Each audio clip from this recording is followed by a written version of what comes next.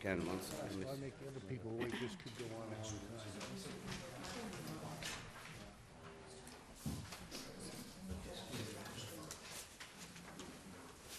No, we'll leave them again. All right, good evening, everyone, and I want to welcome you to the Wareham Zoning Board of Appeals. Tonight is Wednesday, April 10th, 2019. It is 6:30 p.m. We are at the room 320, Multi-Service Center, 48 Marion Road. Before I start, I want to welcome a new board member, Mr. Walter Cruz. Welcome to the board. Walter is a local guy. He's been to construction most of his life.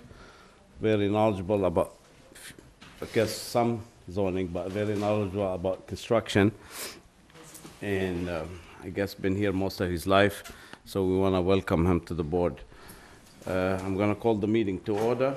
I'll make a roll call. My far right, Mr. Robert Haskell, Ms. Veronica Debonese, our clerk, Jim Akabachi.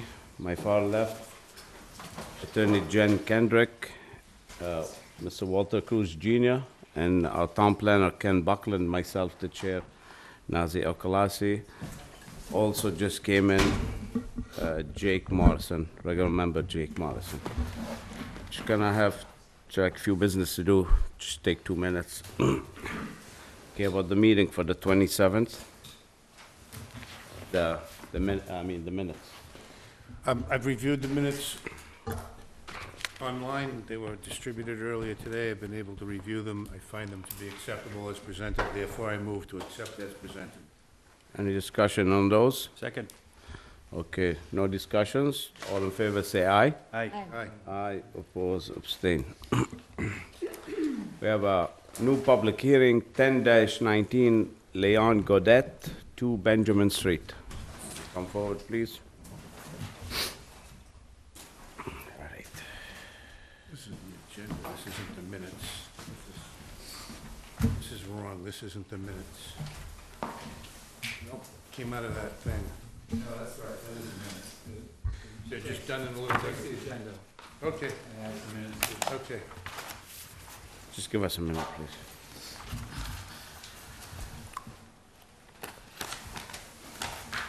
Good.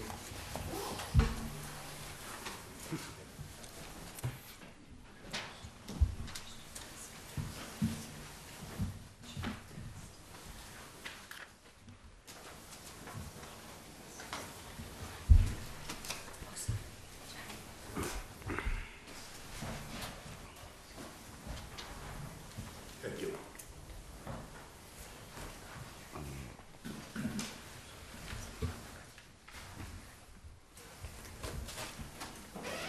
Okay, I get there.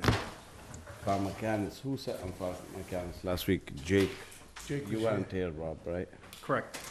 You weren't He here? was not here. I was not here. Okay. What are we looking at now? All right, 10-19. In this case, we'll have Robert sit in this matter. Robert will be, Mr. Haskell will be voting in this, and 4 regular members. So who will not be? Veronica and Walter can't vote on that. Okay. You could participate, but you can't vote. Okay. All right, very well. Let's hear it. The Zoning Board of Appeals will hold a public hearing on April 10th, 2019 at 6:30 PM in room 320 of the Wareham Multi-Service Center, 48 Marion Road, Wareham, Mass. 02571, to consider petition number 10-19 for a special permit from the requirements of Article 3, Table 320, and Article 14, Section 1460 of the Wareham zoning bylaws. Leon Gadet, 2 Benjamin Street, East Wareham, Mass. 02538, seeking to create a new home office located at 2 Benjamin Street, East Wareham, Mass.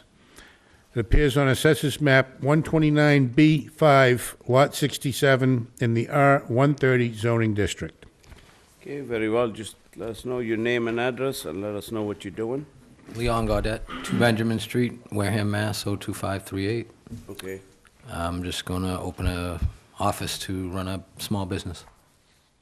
And it's gonna be inside the dwelling, in a screen house or the shed? In the dwelling. Spare bedroom. What kind of business? Heating and air conditioning. So apparently you don't just paperwork there, right? Basically, yes. Okay. All right, very well. We'll just start with Robert. Robert, do you have any questions? No. Veronica? Are you intending to put up any signs? Not on the property, no. If you do, you're gonna have to come back. So if you're planning to, maybe it's a good time. I'm not planning that, no. Okay. I'll pass it this time, but reserve the right. Jake? Jen? No questions. Walter? No questions. And Ken, anything? No questions. All right, anyone in the audience want to speak in favor this hearing? Hearing none. Anyone against? Hearing none. Okay. Really like, you guys like, do you guys want to add anything else?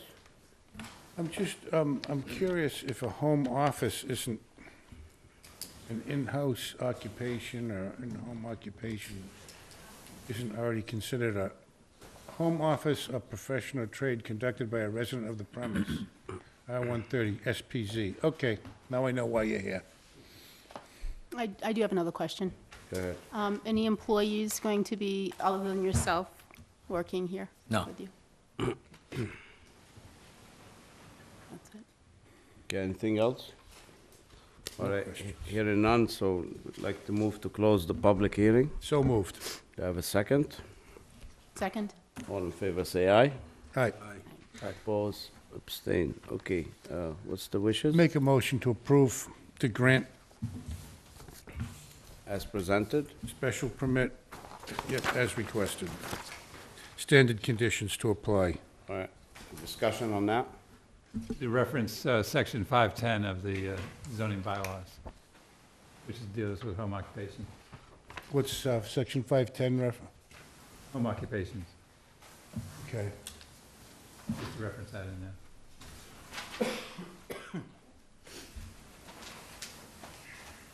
All right, any discussion on Jim's motion?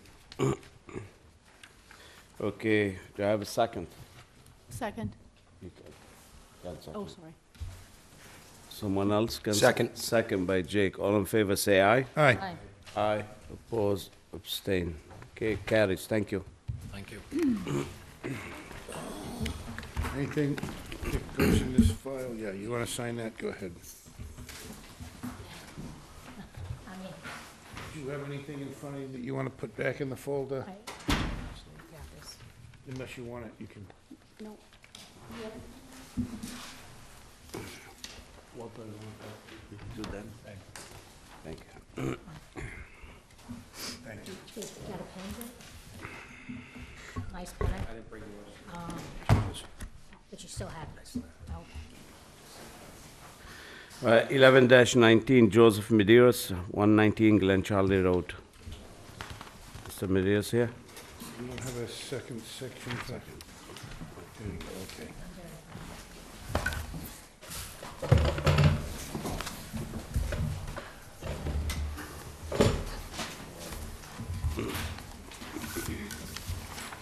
Bob, you want to sign this?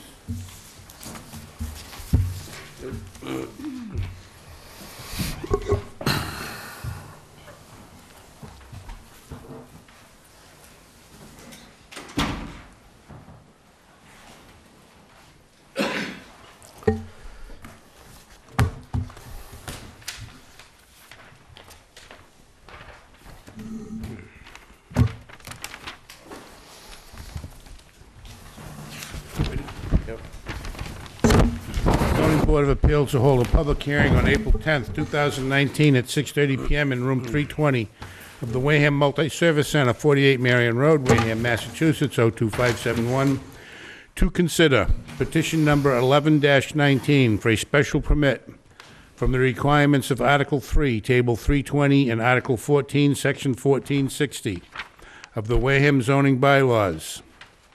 Joseph Medeiros, care of Matthew Langlia, 29 Circuit Avenue, Wareham, Mass. 02571, seeking to construct 3 new living area additions and 2 porches with stairs located at 119 Glen Charlie Road, East Wareham, Mass. Appears on Assessors Map 129B5, Lot 41, in the R130 zoning district. Okay, name and address for record, please.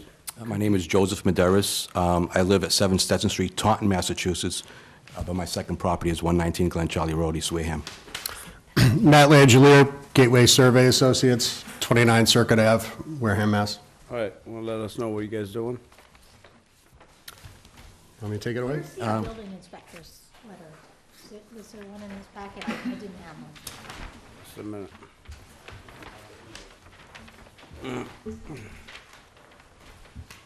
Do you have a building inspector denial letter? I do. I have a copy of it. Can you pass it, if you don't mind? One in there.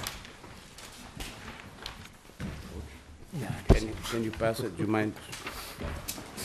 Oh, you got one. I'm gonna let Jan see, we've only got one, but I'll give it to you just a minute, okay? No, you could, do you need it right now? I can have it. All right, thanks.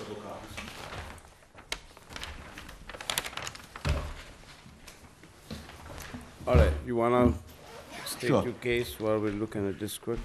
Yep, so I'm looking to make 119 Glen Charlie Road my permanent residence. It's just a little too small. So we're looking to retire there within the next year or two. And so we're looking to put a 14 by 16 addition in the front and then square off the back. So right now in the middle and the back, there's probably a 6-foot by 6-foot bump out. So we want to square that up to the corners of the house. And then, of course, we want to have some stairs leading up to the front door and also to that the back porch. I have emails from both my abutting neighbors approving that they have no issues with me building this from their perspective, so I can share that if you would like. I'd like to see those, please. Sure. I have them right here if you'd like. I can give you my copies. So it's existing non-conforming. Thank you. All right, we'll start question. This one, Walter will be saying this matter, but Robert, do you have any comments? I just want to look at these first. Okay, Veronica, Not at this time. Jim, I'm good. Jake, Not at this time. Jen, Not at this time. Walter. Yeah, I just have a question where you're showing the existing, so you're asking because you're encroaching so close to your neighbor's lot lines on either side of the house? So, Yeah, that's where the special permit is, that it's pre-existing non-conforming lot. All the existing houses in the area are very, very close to the lot lines. And this is the existing outside perimeter of the house currently there? You just want to add to it? Yes, the hatched area is the existing. Yep. Some of the proposed changes, like the proposed deck and steps on the rear is going to exist on the same footprint as the existing. Now, are these concrete stairs in the front, or they're going to be, they are concrete in the front, yes. so it'll be a permanent structure? Oh, no, the existing stairs now is concrete. Is that what as the new stairs won't be concrete? Okay, It'll be wood, wood. yes. So you're not going to exceed the existing width of the house, you're just making it longer? Right. Yeah, I don't see any, I was just thrown off, I think, by the building inspector's letter. You did just say this is limited to expanding your porch area, right? He writes that you're proposing to create 3 living area additions. Yeah, so if you look at the hash in the back, you see that middle hashed part, that exists today. And then the two additions on either side, he's calling that 2 separate additions, and I'm calling that just squaring off the back of the I house. see, okay. And all so right. those 2 additions plus the one in the front, he's calling it 3. Yeah, okay, yeah. I don't have any other questions. Just to clarify, we have to decide if we believe, if the board feels this is not detrimental to the neighborhood, then we could treat it as a special permit. So we have to vote on that first, otherwise it'll be a variance. I move it's not detrimental to the neighborhood, and it should be found to be a special permit. Right, You guys want, let me hear from the public. Is there anyone here in favor of this project? Anyone against? I hear none. I have two letters that were sent that should be read into the record that are in favor. Okay, good. One is addressed to Joe. It says, "Thanks for sending a copy of your proposed plan to remodel your home at 119 Glen Charlie Road. Marge and I have reviewed the plan and have no problems or objections to it. We wish you good luck with the project, exclamation point. If there is anything we can do, comma, let us know. Tom and Marge Doherty, 121 Glen Charlie." The other one says, "Hi, Joe and Z, we approve of the proposed plan. Please let us know if anything changes with the design/layout after your talks with the town. Best of lucks. Thanks for sharing. Scott and Amy Fuller, Irving Drive, Walpole, Mass." Apparently, they also have property. Well, apparently it's not, according to the neighbors, not so detrimental, so I guess we could hear a motion. I made one. Any discussion on Jim motion to give him a relief on 1335, Article 14? 1352, Article 13. To treat it as a special permit. Do I have a second on Jim's motion? Second. Second, no discussions, I take it. All in favor, say aye. Aye. Oppose, abstain, so it's a special permit. So now what's the wishes? You want to close the hearing? Oh, yeah. All right, Make any a other motion that we discussion? close the public hearing. Okay, no hearing, so let's close it. Do I have a second to close it? Second? All in favor, say aye. Aye. Oppose, abstain. All right, now we can make one. Make a motion to approve the plan as presented and dated 1222. 12/22. Is this 2010 or 19? 18. By Gateway Survey Associates LLC. Any conditions? Any conditions? Standard conditions. Anyone else want to add something? No? Do I have a second on that? Second. All in favor, say aye. All right. Oppose, abstain. Thank you, carries. Thank you. Thank you. Have a good one. You too.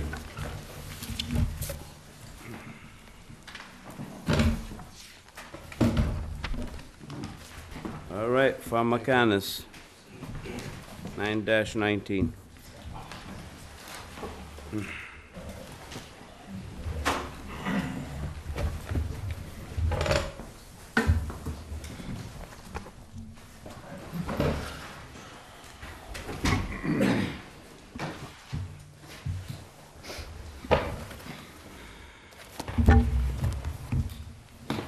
Want to sign this so we can...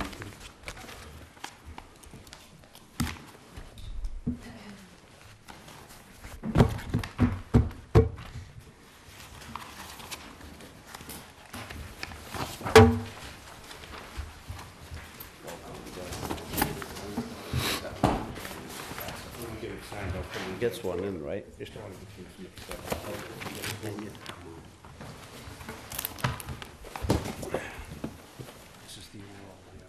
All right, ladies, gentlemen, all right, public hearing still open, so let's refresh our memory and we'll continue. I'm Shelley Stormo, Executive Director of Pharmacanis, Massachusetts, and we're proposing a, Let's just hear the names for the record. so- oh, sure. I'm Bill Madden from GAF Engineering on behalf of Pharmacanis. so- Christian Straub from Laz Parking in Boston, Massachusetts. All right, go ahead. And we're proposing a temporary parking lot across the street from our dispensary. And the parking lot would be at 59 Main Street.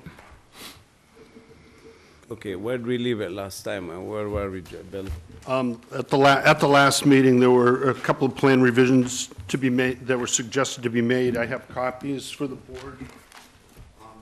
I have 2 full-size sets of plans, and then half a dozen half-sizes. Where's the other one? That's the old?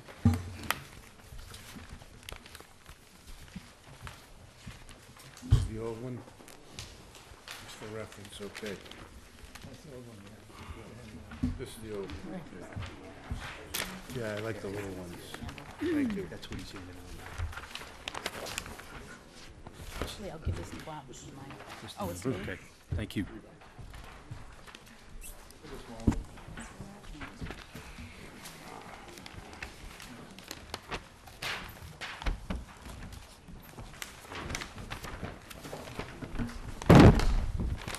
Just for the record, on this matter, Mrs. Debonese will be sitting on this case. Okay, the revised plan that I just submitted to you, that's a result of the April 10th public hearing. One of the comments that was made, or suggestions that was made, was to pave the driveway throats from Main Street down into the parking lot. That plan that I presented to you in the one on the board here indicates indicates both of those areas to be paved. They're shaded, so that's how we highlighted those particular elements. You also asked to gate the driveway entrances. So the plan also shows a gate at each one of the driveway entrances. The detail is on the second sheet. We show a steel gate as opposed to a wooden gate. We just felt that it would be a little bit more appropriate in the area due to the durability of the gate. It could be clad with wood in the event the board so desires to have it done that way. But we thought from a longevity point of view that would be the best. That would be the best solution to the gate. It's a very durable product. We wouldn't really have to worry about anyone being able to pass through that gate once it was locked. And the third item was to increase the element of erosion control. Our original erosion control indicated only a silt fence, and you can see up in the top corner we've combined silt fence with a hay bale. So now we have both silt fence and hay bale for our erosion control barrier. That's to be placed at the outside perimeter of the parking lot when it's graded, as the grade slopes from Main Street to the Wareham River. The erosion control barrier will be placed on the east side of the parking lot. We also talked about porta potties, but it was discussed that the porta potties that exist at the Verilife site now, so there really wasn't a desire to have them placed on this site. We did not show any on the parking lot site, and we also just left on the plan the table, the registration table, the small canopy area, just to have the person who's handing out vouchers or whatever be sheltered from any inclement weather or sun, things of that nature. So those were the 5 items that we discussed with respect to the plan. And I submit that we took care of those and submit the revised plan accordingly. All right. Okay, Veronica, last time you had you had some issues last time. So how do you feel this time? I really haven't changed how I feel from the last time. As I stated, I'm not in support of it at this time, and I don't know that it will change because of the location. Robert, do you have a comment? This being so close to the river, excuse me, what protocol are you using in order to maintain the integrity of the river itself and everything like that? There's going to be a lot of runoff there, especially during inclement weather. And has DEP or EPA been notified, or has been any back and forth about this? Because that is right on the water, and that could be an issue going forward. If I may, Robert, this is like a conservation jurisdiction. We can't really dictate that. They're gonna have to go through this.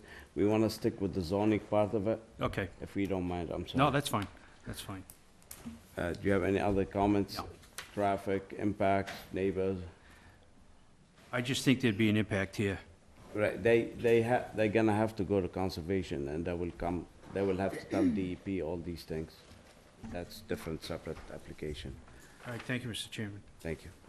Jake? I'd just like to hear from the public before I make my decision. Okay. Jen? I don't have anything to add to what I said last meeting. Walter? If we go further with this, I mean, I have a few questions about the silt socks. It looks like they have a truck entrance or a wash-off entrance area, about how they're gonna do the maintenance on that. Based on these grades, everything does pitch towards the river.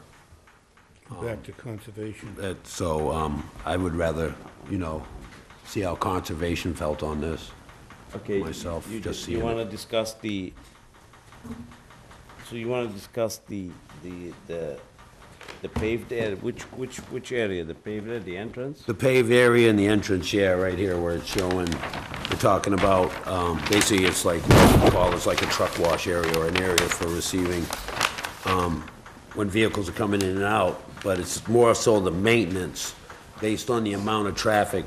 This is based on a general use, but the amount of. Do you do spaces. any stormwater management? Yeah, we filed, just to bring the board up to speed with what we've done, we have filed it with the Conservation Commission. I think we expect to be heard next Wednesday evening. All stormwater is managed per the Stormwater Handbook, DEP Stormwater Handbook.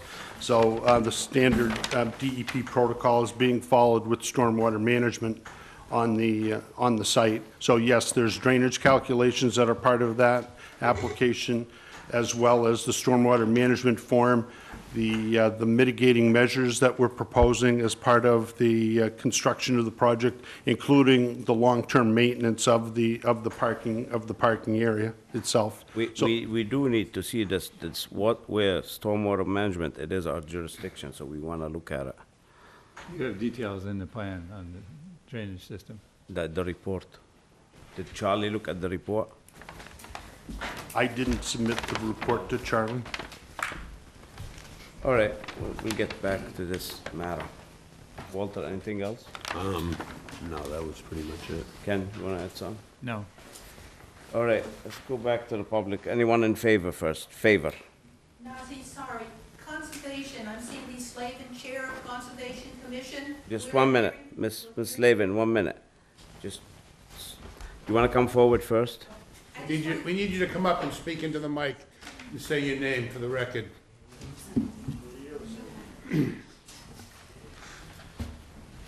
I know better. Sandy Slavin, I'm Chair of the Conservation Commission, and we are hearing this project next Wednesday at 7 o'clock in this room, and we will be addressing your issues regarding drainage and stormwater. Thank you. Thank you, ma'am. Thank you, ma'am. All right, anyone in favor? Selectman Slavin, please.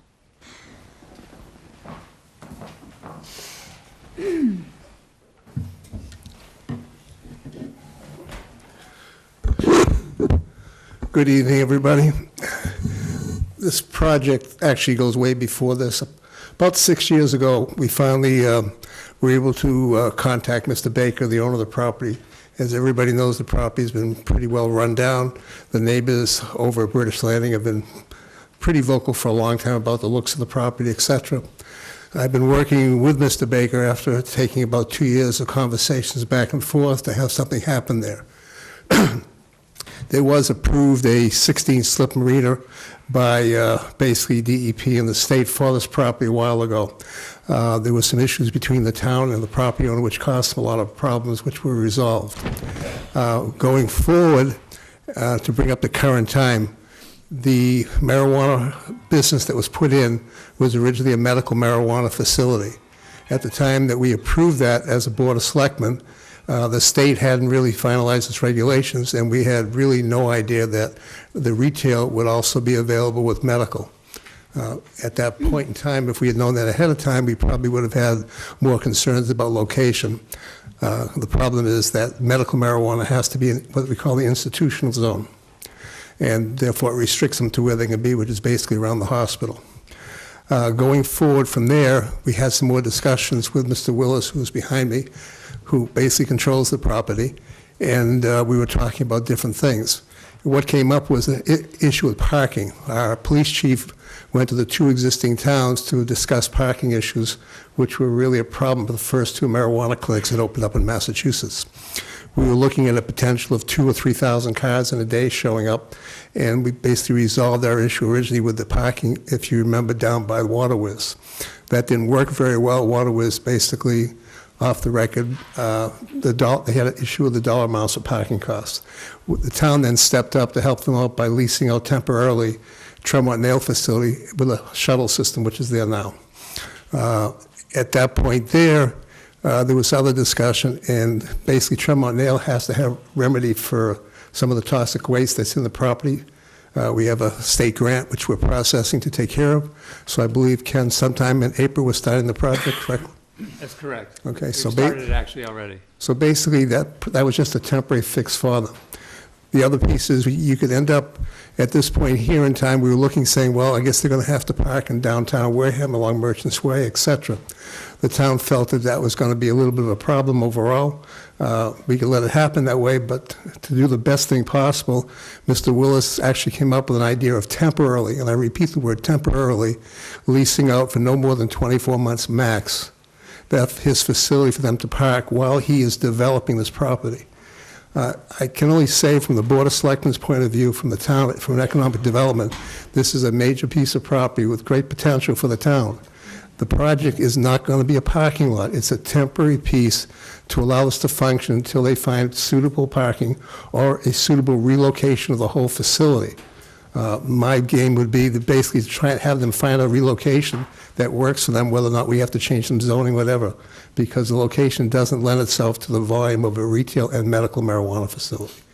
So going forward, we're asking consideration for this project as a temporary piece with the idea that you're going to end up with a functioning marina, you're going to end up with a high-end restaurant, you're going to end up with some light marine use, et cetera, taking a piece of property that's been a blight on the town for 15 years and making it into a highly valuable piece of property, which the neighbors at British Landing in particular, their property values will increase because of what's happening around this area. I've already had calls from most of the residents living up on the hill looking over the property, thanking the town specifically for taking care of this issue. This is not an easy thing, and I have spent 6 years on it. I haven't made a lot of noise about it. I've just quietly gone about doing this. And to reject this because of a temporary parking, which will be a complete controlled environment, there will not be people walking off the parking area, going onto anybody else's property. There will be a police detail as well as far as the street traffic, to make sure they don't go anywhere else. And farm mechanics will be responsible for taking care of the lot as far as parking and people in that area there. I don't see any downside to this whatsoever, and this is a major long-term upgrade to this area. Thank you. Thank you, Selectman Slavin. It's definitely was an eyesore, but it doesn't matter in this case. All right, who wants to speak in favor? We have two written oppositions. We actually have three, but one of them is quite lengthy, and I'd like to invite that person who's present. All right. Anyone else in favor? Favor, ma'am? Yep. Come forward, please. Your name for the records? Jamie Redpan, I live on Cedar Street. I wasn't going to speak, but I have to because I have to echo Selectman Slavin. I appreciate how proactive the town has been in getting in dealing with the retail marijuana issue. This is a temporary parking lot.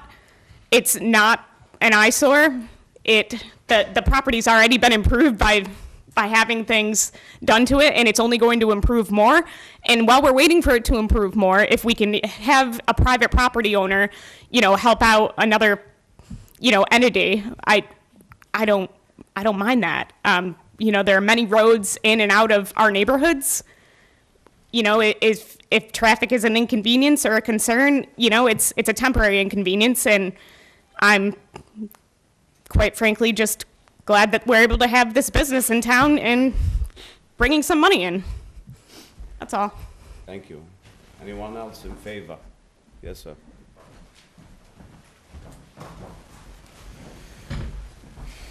Dan Willis, and I am representing the property. I just wanted to put a face with, yes. Yes, sir. May I ask where you're from, Yeah, sure. It's 690 High Street in Hanson, Massachusetts. You're very welcome. So just a very brief background. Again, I wanted to provide a face to the property, and I wanted to pick up on a couple of comments that primarily Alan made. So just around the beginning of this year, we're doing a family transition, a generational transition from the patriarch of the family down, as he's now in his 80s, and I became accountable and responsible for the property.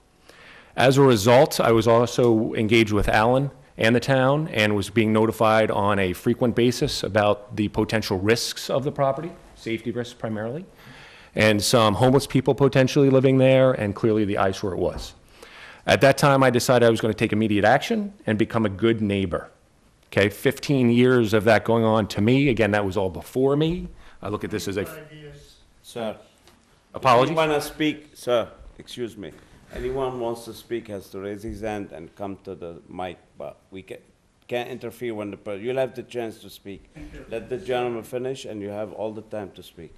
So again, the past 15 to 25 years was before my time, and I clearly could not control that. However, just based upon this January when I was put into place, and now we're in early April, I think that we've moved very quickly. And I think that we've cleaned up the eyesore. I think we've improved the town. I think we've improved the neighborhood, and I'm very happy about that. The last thing I want to say pertains to Verilife. As a potential landlord to the tenant, I've completed a very thorough due diligence. I want to make sure I know who I am potentially leasing the property to. And I was very surprised in a positive way of the level of professionalism that they distribute. We clearly have a good plan. They've hired a local architect and engineering firm. It's detailed. It passed my muster. I'm very confident with them. So I would suggest to you folks that if any of the perceived challenges that are going to be identified after I leave here tonight become reality, that between myself, the landowner, and the potential tenant of Verilife, that we can and we will address those. So my intent is to be a good neighbor. I've already showed that at this point in time over the last 2 months of cleaning that up, and I want to continue to do so. So I ask for your support in this venture, and again, it will be temporary as I look to beautify and take this to the next level from a property perspective. Thank you. Thank you, sir. Anyone else want to speak in favor? Here none. Against? Who would like to speak first? Come forward, please.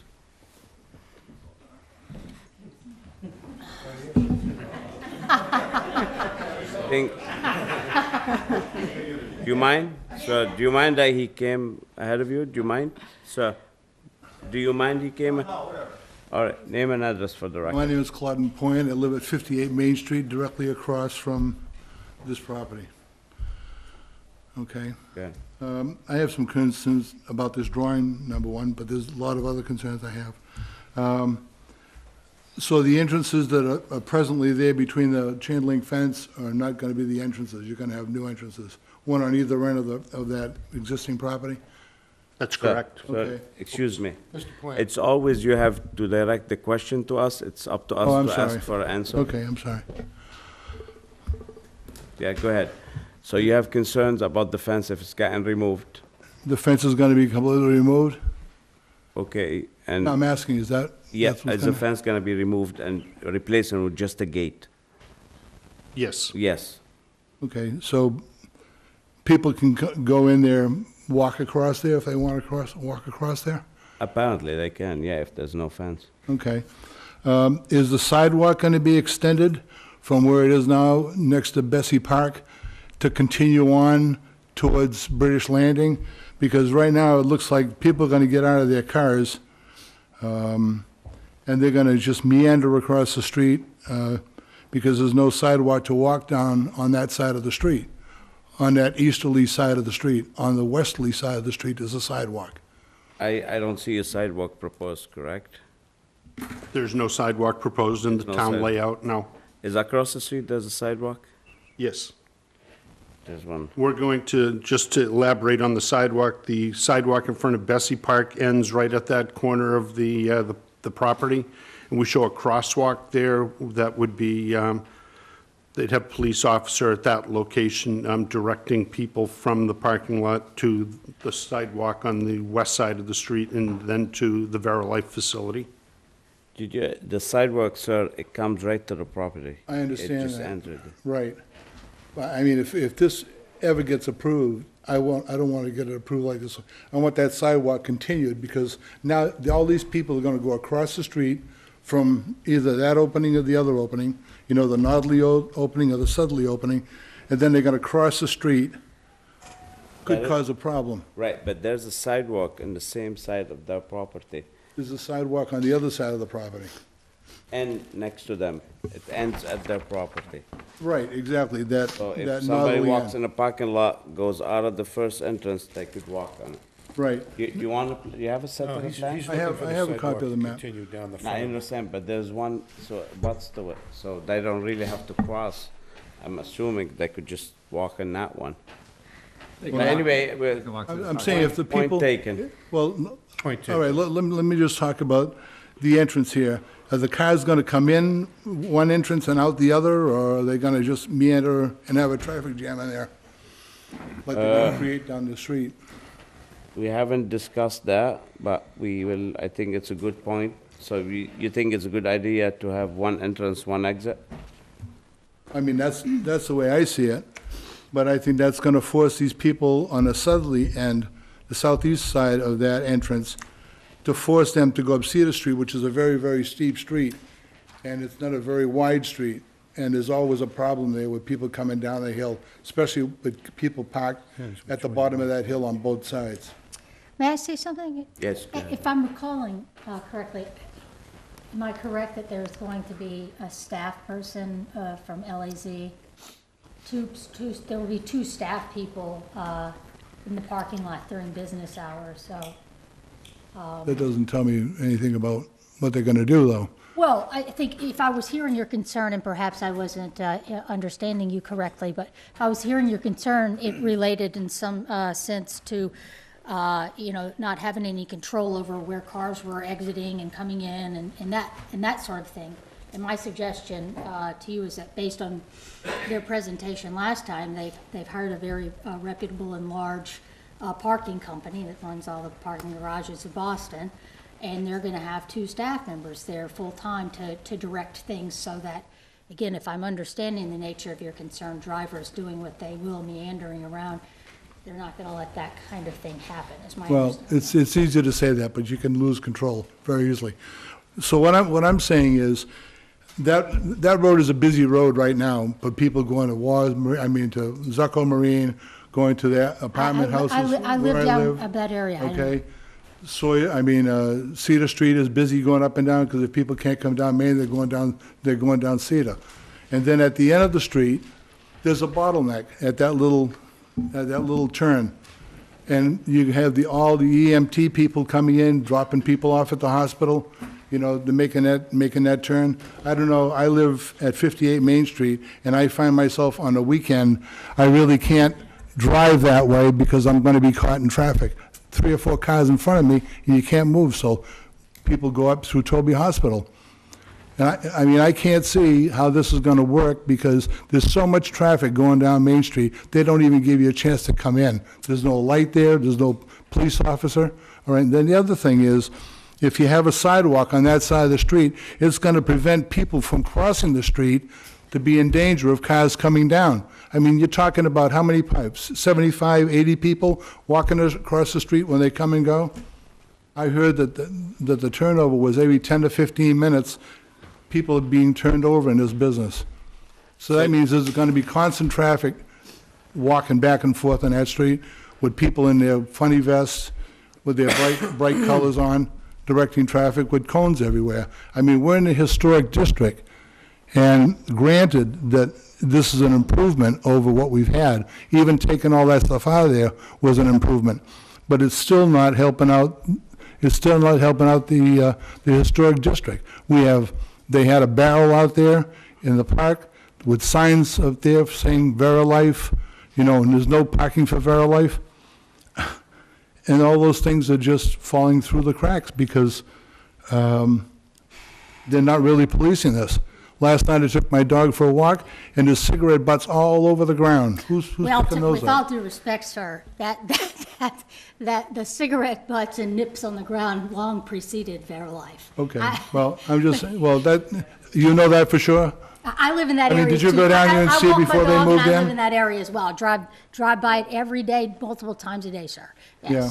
So, Well, I yes, mean, people are standing out there in the rain and the snow and in the elements, waiting to go across the street, you know, to get I their thought you were goods. talking about the cigarette butts. I apologize. Well, I'm talking about the cigarettes, but that's what people do. When they're waiting, they smoke and they throw the cigarettes.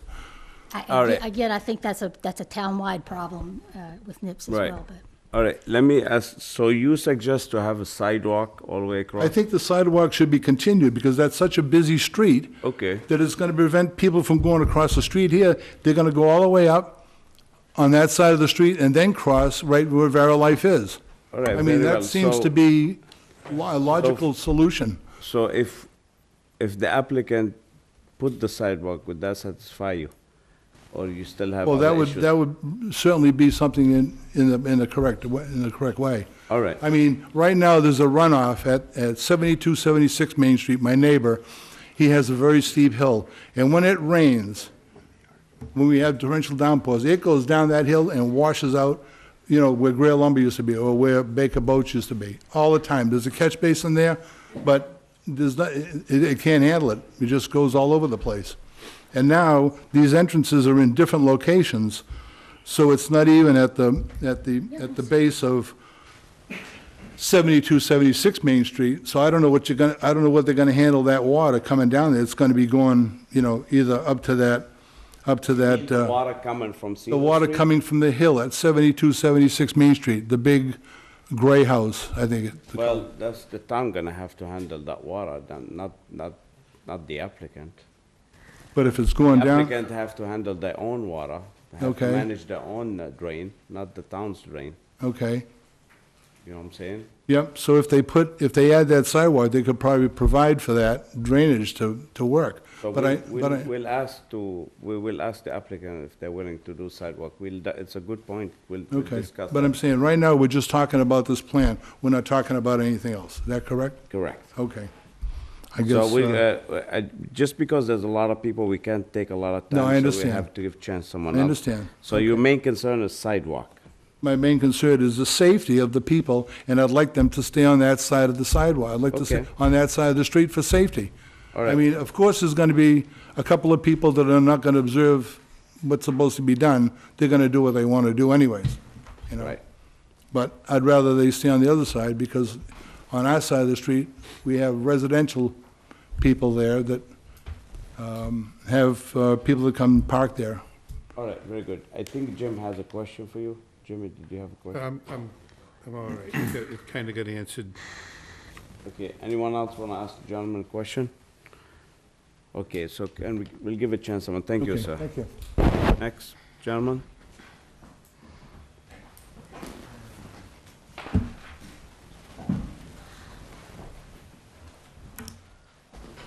I'm Chet Heitzmer from Parkwood.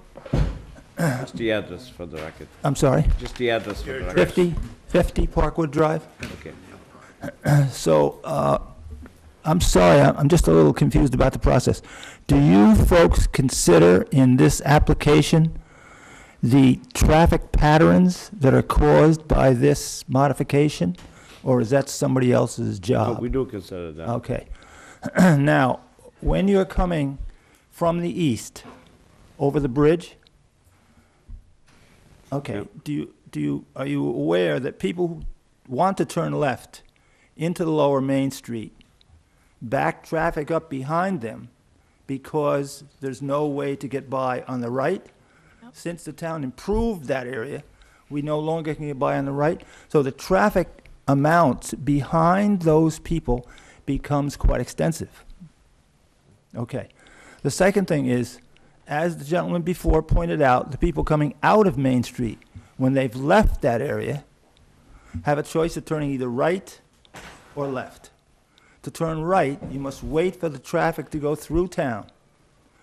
That creates a huge bottleneck behind that area. And if you're trying to turn left from that spot, the gentleman pointed out that people now go through Toby Hospital. Well, that may be, but that's certainly no remedy, because the emergency room is on that side, and there are people walking back and forth across the Toby Hospital walkway all of the time. So that is no solution at all. There's no provision for allowing the people to turn left once you come out of Lower Main Street. The people who are coming down Main Street have, because of the improvement you made, that swiggle to make. The road is no longer straight through. So you have to kind of jiggle around, which slows the traffic down tremendously when you get a number of people doing that. So I understand it's a temporary position. I admire the fact that you've improved it so much, but can we find some way to remedy the traffic pattern so that the whole town is not backed up? It's horrible the way it is on the weekend. It was pointed out that a person walking through town can walk faster than the car can, and that's at this point. I do totally understand. However, the traffic is there not because the applicant. And say someone builds a restaurant, you're gonna be generating probably more traffic than this. So regardless, this property gonna be developed. One day, it's gonna be developed. And let's hope that I understand what the applicant's doing. They asking for 2 years period. So for them to find them a different place, the town changed the zoning. We trying to be, I would like everybody to be a good neighbor, help them out. Just the facts that they pay property taxes probably almost as much as 300, a little bit more, but 300 houses will pay. So I know it's, yeah, you're gonna say it's about the money. It is. Everything's about the, apparently. I mean, we all worry about our taxes, about bills, everybody, it's money, right? I mean, that's what they hear. Yeah. But what I'm trying to say, if we can all help the applicant for 2 years, they're right now, they're not going anywhere. If we could be good neighbors and help them out for a couple of years to move somewhere else, that'd be great. I mean, of course, you have your opinion and your concerns, and we all do. I do understand your concern, but I look at it the same way. If somebody builds a project here the size of British Landing and a restaurant on the bottom, you'll have a lot more traffic than what they generate. But is there some... Please, sir, you'll have your chance. Go ahead, sir. Is there some place that we can go to see how you can mitigate that? Can you put a police officer there, or is there some signage or some way, alternate? Yes, we are gonna mandate them to have two police officers as long as they open, the opening hours, they have to have 2 police officers and they have their own security. And it's gonna be at the corner, at the intersection of Main Street? No, it's gonna be at the parking lot. Yeah, but see, the problem is further down at Main Street. Can you?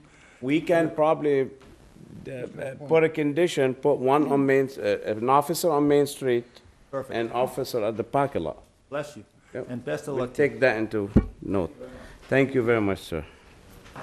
Next person, please. Next person against, Does anybody else would like to get up and speak? sir? Yes. Yes. Mr. Chairman, members of the board, I have... Just your name for the record, My sir. name is Dennis Connery. Address? 245 Main Street, Wareham is my office address. I'm a owner at British Landing. I have submitted a letter to the board today, this afternoon. I dropped it off about 4 o'clock. It's a comprehensive letter that sets forth all of the reasons why I don't believe that this board should allow this special permit. I don't know how many of the board members have had a chance to read it. Essentially, my position is that the board does not have the authority to grant the relief that the applicant is seeking.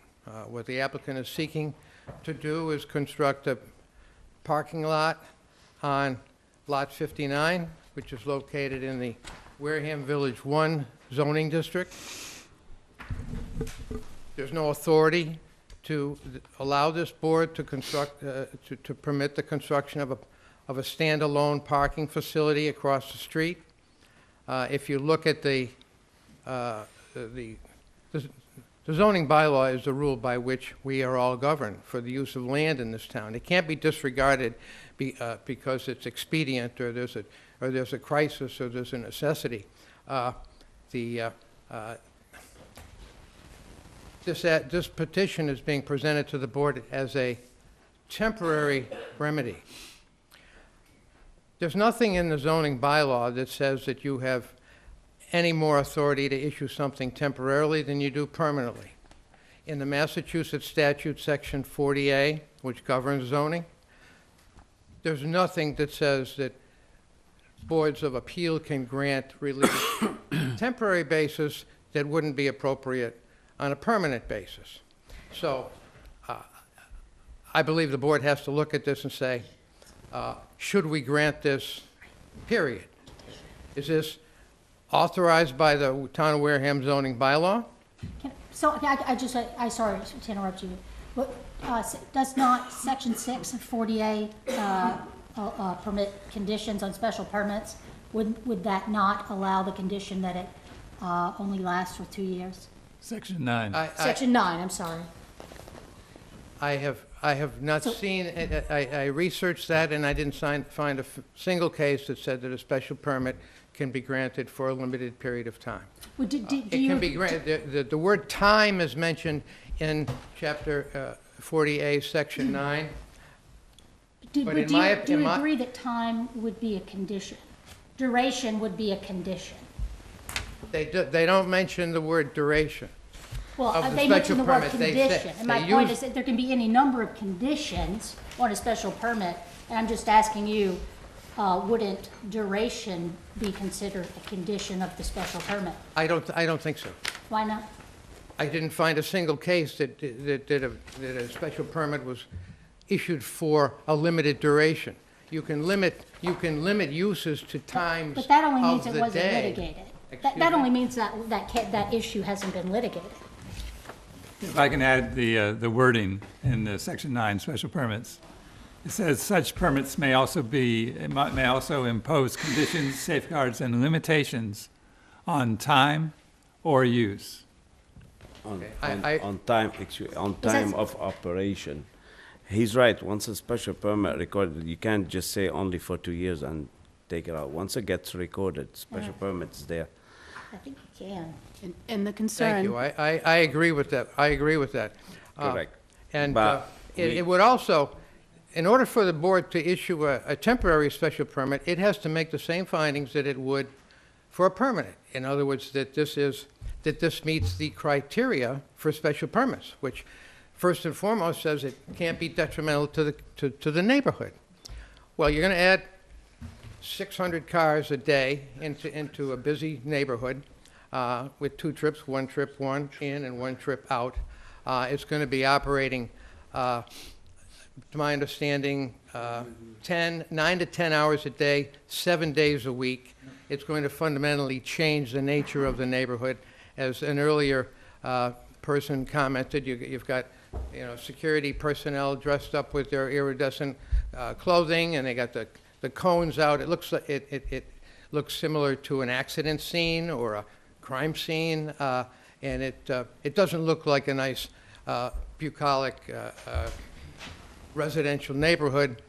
It is fundamentally a residential neighborhood, and this is changing it. So are we going to say that to help out the applicant here for a 2-year period, the neighbors can put up with that? I submit that once this board makes a determination that the criteria for a special permit have been met, first and foremost, that it doesn't detrimentally affect the neighborhood or present any safety hazards. That determination has been made, so 2 years from now, 5 years from now, if someone wants to continue this parking lot use, the applicant is then going to be able to say it's an existing use. Whether it's allowed or not, it's non-conforming uses are afforded significant protection under the zoning bylaw. Once you've got the use, you can't discontinue it because people make investments based upon on that authority that the town gave, and it would be unfair to revoke that permit after the fact. But I think what I really want to focus on is the fact that you cannot authorize a standalone parking lot as a principal use on lots in town. If you look at the use schedule that's in the zoning bylaw, and it's referred to in my letter, I don't have the statute, or the section in the code, but or in the bylaw, but it says that as a principal use, it doesn't say you can build a parking lot anywhere. Where is that, sir? Under permitted uses, his Under the statement- permitted uses of the zoning bylaw? There's a schedule that says all the permitted use and all the accessory uses allowed in town. And that's on page 10 of the zoning bylaw. It's got a schedule of permitted uses, and if you look at WV1, well, if you look anywhere, there's nowhere in the schedule that anywhere in town a parking lot can be constructed without, other than as an accessory use. Is it listed, sir, and then specifically excluded, or is it not listed It's at not all? listed. It's not listed at all? Yeah, and if something is not listed in the zoning Deemed bylaw, excluded. it's deemed to be excluded, Not necessary. not permitted. Yep. Necessary. If it's not listed, doesn't mean, could mean it's allowed or not allowed. Actually, That's I why don't know. that's why the bylaws, sometimes they specifically pick a use and put it somewhere. Just like for an example, for adult entertainment, the town allows the use in industrial park. Somehow, it's very hard to get a piece, but you cannot not mention it. So it has to be, if you don't mention use, it doesn't mean it's not allowed. So that's why towns pick locations for certain use and specify them, because anyone else could just come build them anywhere. Well, I would beg to differ to say that I don't believe that that a parking lot can be constructed as a principal use in the town of Wareham, because it's not listed under the principal uses. I can't build I can't come before this board and ask for a parking lot to be built next to your house if it's just standing alone and it's not serving your. It's a another gray use on the area. I premises. mean, it could be argued either way. Okay. So we're All not right, gonna so argue. this- We'll just we'll just disagree with that. Okay. The second reason why this board doesn't have authority to grant this relief is because there is no question that this parking lot is being used by Pharmacanis to supplement the parking or provide parking for its use at 112 Main Street.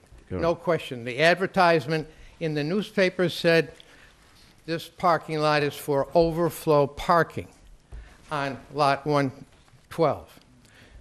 So the use of this parking lot by Pharmacanis would constitute an extension of its ongoing business, dispensing of marijuana from lot 112, the Alden Bessie house, up to across the street at lot 59. There's no question that this would be an extension of that use. Well, the marijuana use is specifically permitted in the property at lot 112. So It is not allowed, and this board does not have the authority to allow someone to conduct any marijuana business in Wareham Village 1. So I read your memo, actually the whole thing, but on that point in particular, what you're saying here is accurate, that the sale of marijuana is not allowed in your zoning district. In Wareham Village. It's in Wareham Village 1. It's allowed in industrial. the fact that they have overflow parking, it does not mean marijuana is not being sold there. It simply is not. So there is no marijuana being sold in a zone where it's prohibited. Well, if you're disposed to offer to grant the permit, I can see that argument. But I disagree that You agree- what business are they conducting? They're not conducting a parking business across the street. They're conducting their marijuana dispensing business. They're not really conducting any business. They're providing a spot for people to park. But in any event, do you disagree that that there's no sale of marijuana going on in that parking lot? No, no, I don't know what's going on in the parking lot, but But your Rivera Life's not selling marijuana in that parking lot.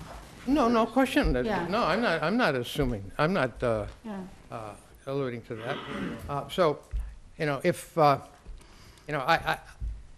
don't think it's a close case, but certain members of the board disagree with me, and that's what life is all about. And so, if the problem is that we don't know if this parcel can be developed for some other use as profitably as it would be for a parking lot. So,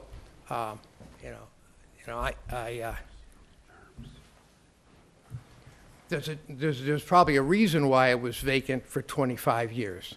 And I really don't think that the fact that blight on the neighborhood finally got removed, I don't think this board owes a debt of gratitude to anyone for taking care of their property appropriately, finally after 25 years. So what I'm concerned with is this is a very valuable, significant piece of property and an important part of this town. You're proposing a use that's going to, at the very least, clog up the neighborhood with traffic and bring whatever else comes with it.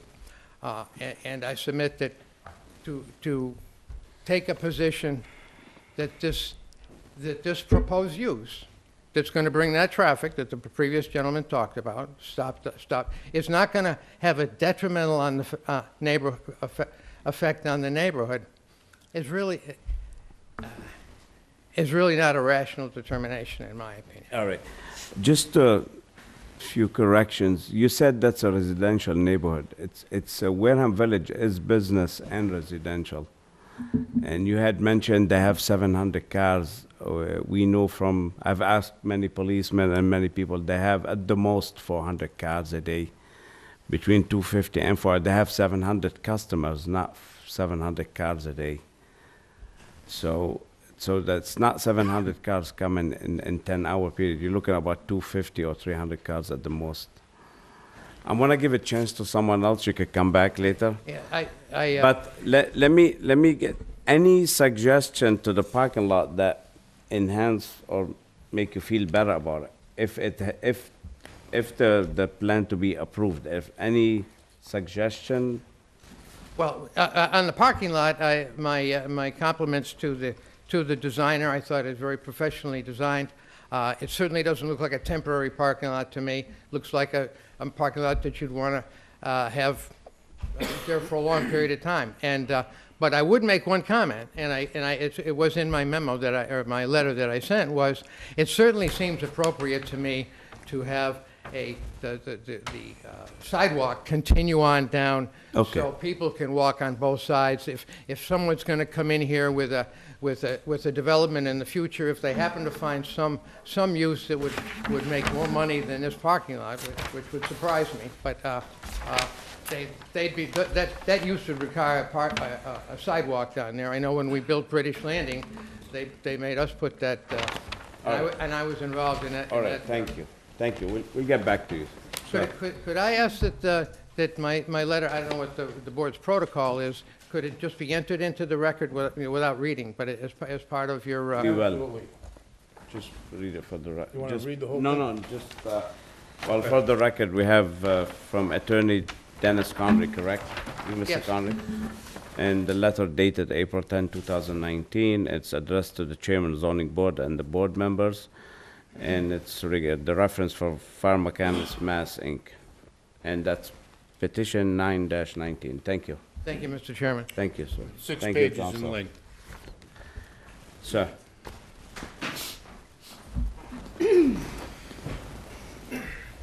Name and address, please. Good evening. For the record, it's Donald Veloso, 22 Choctaw Drive. I am an owner at British Landing.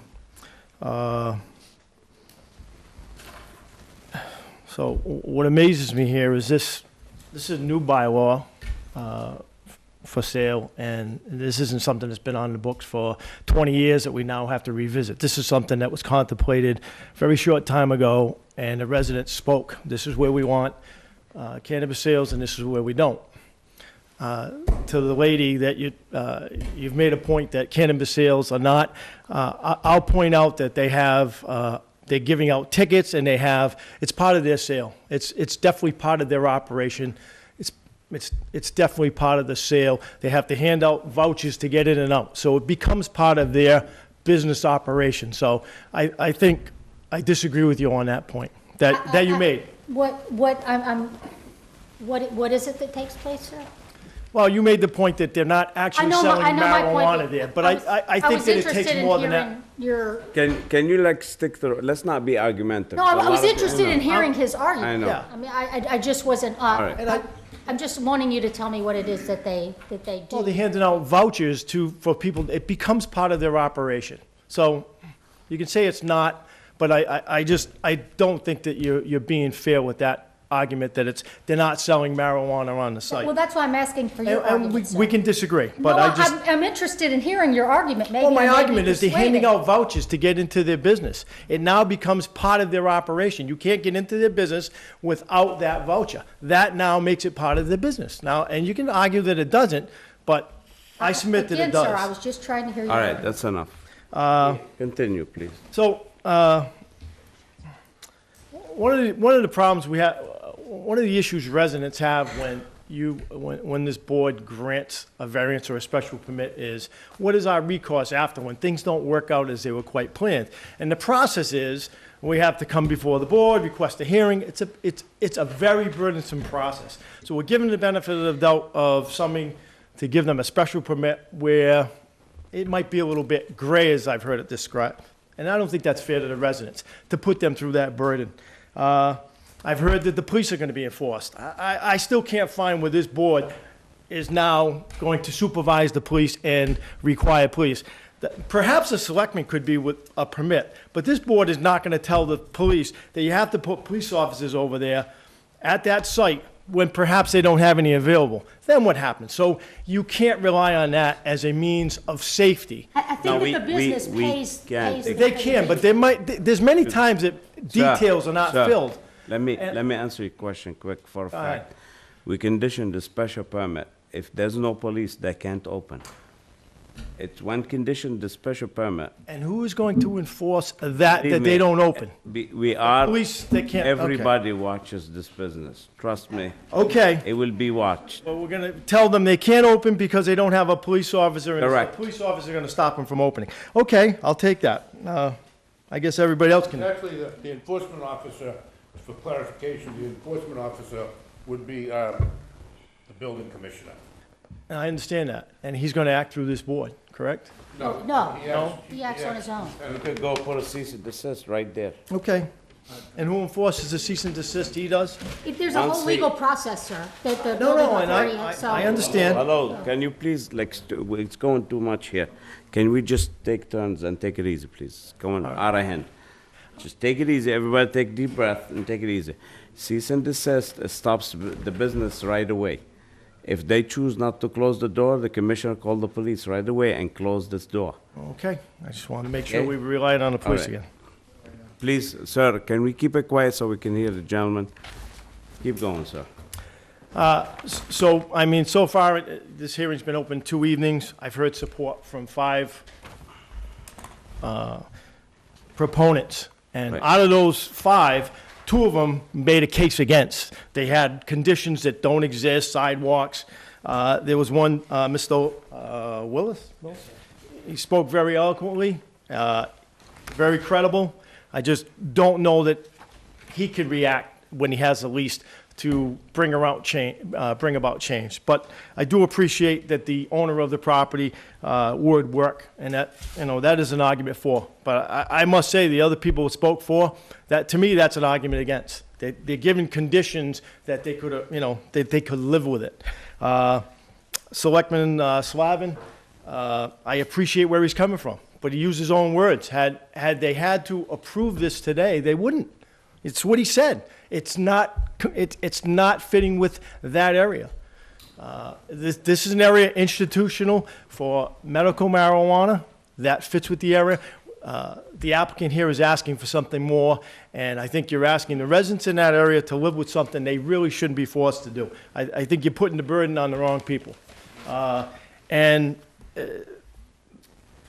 You make, if you have the authority that you say to grant a special permit here, you have this authority to grant the special permit someplace else, on Route 6. So we don't have to wait 2 years for it, if you're correct. I agree with the attorney that you don't have the authority to grant the special permit.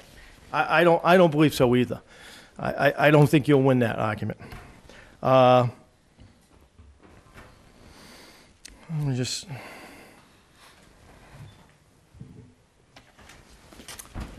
And I guess the real reason why I'm here is I drive through that area like many people.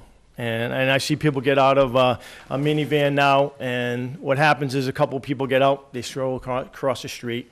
Then a couple people more get out, and they stroll across the street. And before you know it, by the time everyone gets across the street, it's quite a bit of time. Traffic does start to back up. I see people get out and they're not paying attention and are on a cell phone. It does become a safety issue. And in my mind, there needs to be a physical, whether it be a traffic light, crossing light. I don't think it makes a lot of sense to say we're going to have police officers all the time. It might make sense now, they're busy.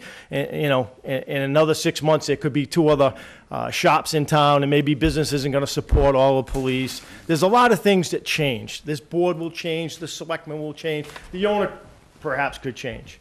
So things change, but what doesn't really change is the residents. Things don't change for the residents. We're stuck with it.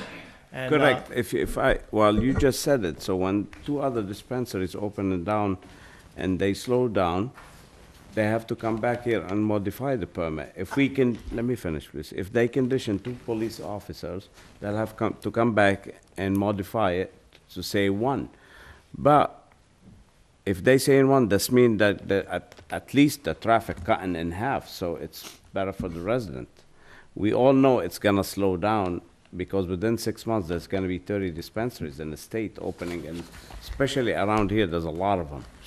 There's in New Bedford, 6 of them. Dartmouth has some, Mashpee has, Fall River have, and Wareham, there's 2 other coming. So we all know it's gonna slow down.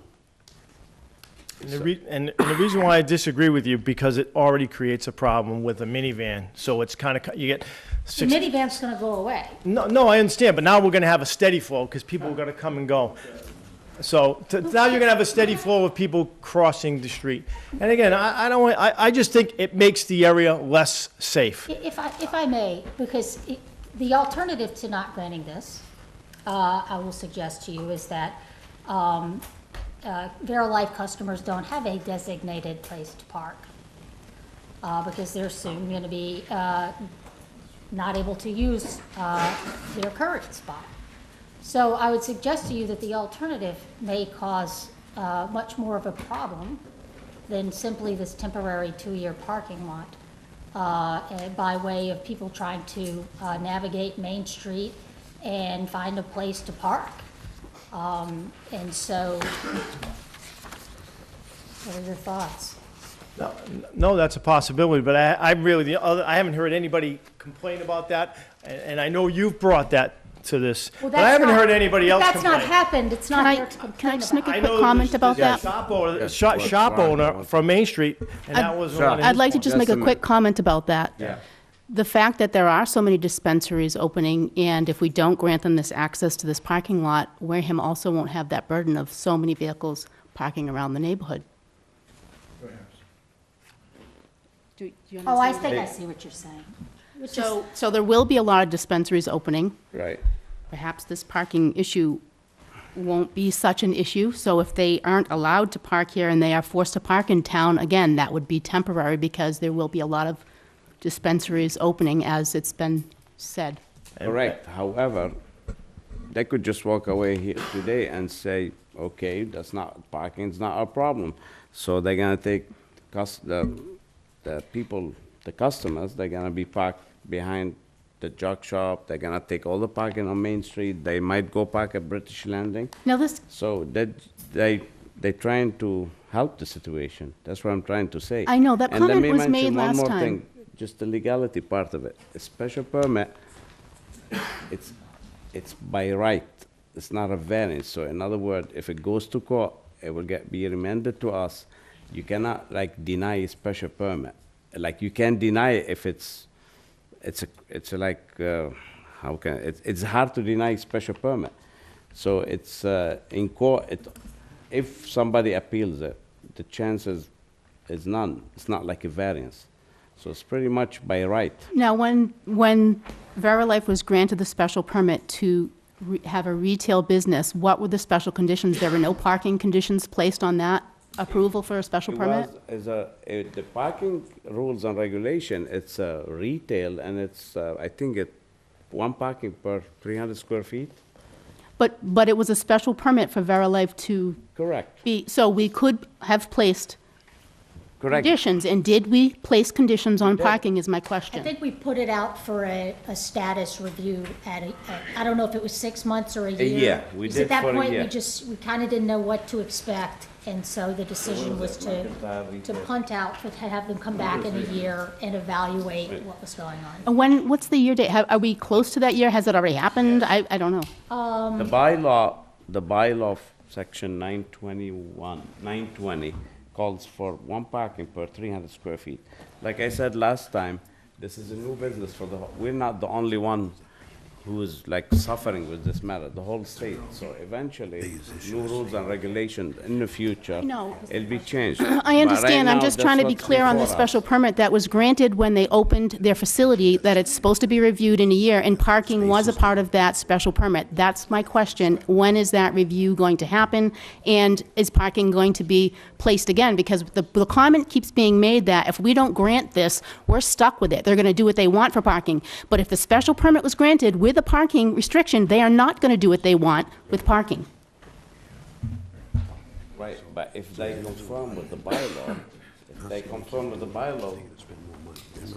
I mean, they are in compliance with the bylaw. So But this- as they exist now, they're in compliance with the bylaw, it's just that their business demand, or what's required by the bylaw isn't sufficient. But their location does not go with our bylaws, which is why there was a special permit. Is that not Does. correct? No, it does, it does. Institutional is allowed use.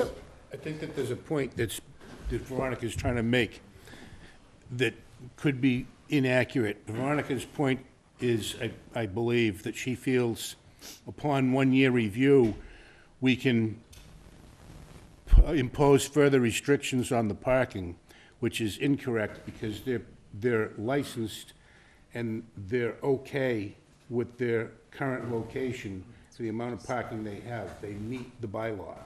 But why were we allowed to place it in the first place if that's the case? That's not what we allowed. Let me give you a different example. Say a high chain restaurant come to town. The restaurants are one parking per 5 seats. And say 100 parking lot. And this restaurant doing so great. Sometimes we put a year review, not for the parking. See if they keeping the trash picked up, if they keeping the sign lit, if they keeping the place clean, things like this. If they comply with the bylaw, we can't say, well, you're doing too good. We want more parking. You understand? Say now Pub 99, instead of 100 cars, say he has 100 cars, and all of a sudden 500 cars come. What do you tell him? You can't just tell him, I'm gonna shut you down because you're doing so good. So, Excuse me. Let me, Sorry. yeah, Jake, if I may, Robert, please. Oh, go ahead, go ahead. When we first approved this, it was by appointment only. Sorry, I'm losing my voice. It was by appointment only when it was medical. Correct. I don't remember any of the meetings when it became recreational. I don't know if I wasn't here or if it went through somewhere else with the transportation going back and forth, but we didn't approve the shuttle bus, did we? No. Okay, so all of this, when they came to us originally, was medicinal marijuana. No. Okay, I'm wrong again. It used to be medicinal when it became legal to retail and sell. But that was thrown over our head. We didn't know No, anything they about can't, that. because I don't think you were at the hearing. But we granted this permit because the state allows them. If I was at those meetings, I would have denied it then, because I thought it was fine, medicinal. You make an appointment, you go, they have enough parking, people go in and out, you barely see it, it's fine. But now it's just. But retail, when they have the right for retail, you can't just deny it. We didn't know there was a right. They knew, we didn't. So we knew. The board, me personally, I didn't know. I don't think you were at this hearing then. Well, if I was at that meeting, maybe things would be different. Just make quick months or So, other people. and I'll try to be quick. Just quick comment one, and as I know the lady's not here, but maybe it helps businesses if people are forced to park, and maybe they get the munchies and the pizza place, and maybe they do Actually better. would do, So yeah. hopefully the business will like that, because I think it'll work out better for everyone. But words matter to me, and one of the things that I heard from the engineer was talking about the gate. They've upgraded the gate to a gate that's going to be robust. It's going to be metal for longevity. 2 years. What longevity with a gate? What gate will last that long? So when I hear things like that, you know what? Words matter. So why do we need a gate for longevity? Because we asked them to put a gate last time. Longevity. I'm asking longevity. What does that mean? So I think there may be perhaps it's going to be longer than 2 years, and once you grant it, it's not going to happen. No, if a judge is going to allow it once, you're not getting them out of there. This can be as long as they like it, and I think you all can probably figure that out. There's no judge going to kick them out. I do agree with you. I do agree. When special permit is granted. Nazi, may I speak? Yes. So there are a lot of people here. We've gone through, I think, 3 members of the community in about an hour. So I would just suggest that to the extent everyone wants an opportunity to speak. Yeah. Yeah. So let's limit 5 minutes per person. Sir, the gentleman behind you, he was first, if you don't mind. I'll just take 4 minutes. Yeah, just. There you go. You'll cede your remaining You minute. could pass your extra minute, the other guy. Start the clock. Okay. My name is Paul Coffey. I live at 53 Main Street. I've been living there since 1986. And I'm surprised, the one thing I haven't heard here today is children playing in that park beside a parking lot. Children fishing there beside that parking lot, which is going to be a safety problem with all the traffic that's going up and down the street. Now, many times I'm stopped at the stop sign to the entrance to Main Street, and I see how difficult it is for ambulances to get through there. And I mean, they bog down, and every minute counts. This is another safety issue. People come to that park for picnics, put blankets down, picnic baskets, have kids play ball, and you're going to increase the traffic there? That's crazy. I remember in 1986 having a meeting with Mr. Baker, and he told me he was going to be a good neighbor. And look what he gave us. We've been living with that for 25 years. And now we're going to have a parking lot. I think you really need to consider the use of that park, that public park, and children playing there with all the traffic that's going to be brought into that area. Thank you. My 4 minutes are up. Thank you, sir. Thank you. Thank you for your Thank you. comments. Mr. Chairman? Yes, yes. Excuse me. We've been going through this now, and my main concern now is this letter from the attorney. He brings up a good point, and I think that we should take a long, hard look to see if we have the authority to issue this permit going forward before we do anything else, that we need to know what our authority is here. I think that's important. That's very important. Are you?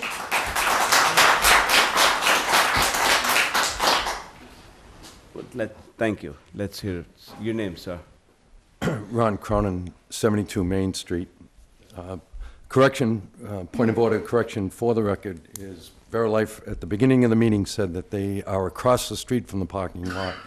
And in fact, I am, and we are. Right. We're at 72, so we're directly across. And it's great to see the selectmen and some of the people here, because last time I was not in opposition to this at all. I was a soldier of one. I was the only one Excuse me for who a minute. voted for it. What's your point of order? That it was stated at the beginning of this meeting that It said- Verilife is directly across from the parking lot, and where in fact I they're, thought a point of order had to do with Robert's Rules of Order, or you were... it does, I'm sorry, so I'd like to just make a correction that Verilife is 300 feet, a football field, Okay. down the street, and we're, I'm across the street, and my residents, and we're the ones that are gonna have to look at it every day of the year, and every day of the week. And, again, the point was that last time I was the only one who spoke in favor, because at the time I was not, as I had stated, aware of any of the information, records, plans, nothing was available the week and up to the meeting, and as you at the meeting know. So, I mean, the 2 points I'd like to make just quickly is there's a conflict here. I was very impressed with the work that they've done. It's been years, and thrilled to see it. And to see a parking lot, I said, okay, this was good. You know, they took down Paradise and they're building a parking lot. But what I'd like to let Mr. Willis and all the residents here is, if we can't find a common ground for the good of the town in our neighborhood, you know, that's your job. I'm really concerned that, do you have the authority? I'm also of the belief that they are extending their business across the street. I can envision looking out for the next 2 years, it could be 5 years. It's as long as Mr. Baker wants to allow them as his tenants. It could be 20 more years. It could be just like the Crane and the Vietnam-era boats sitting there. That parking lot can stay till Mr. Baker decides it's time for them to leave, because their business is registering their customers in the parking lot. There is 104 people approximately per hour that cannot get into the building. You're on the fire service, sir, as I was. There's a 34-person limit in the shop itself. 104 approximately people per hour have to wait somewhere, either on their driveway or in the parking lot. Who knows? But they're being registered in this parking lot, showing ID, getting a card. Business is being transacted. It's the focal point and the entry point of the business. So it is being transferred across the street. If it was just a parking lot, you know, they removed the porta potties, they put up the gates. That would prevent the nighttime, the Friday nights, the homeless that we had there for years. All hours of night, music. I mean, we live with it. We're looking out as if you look out that window. So I'm not opposed to it, and I want to see it all improved.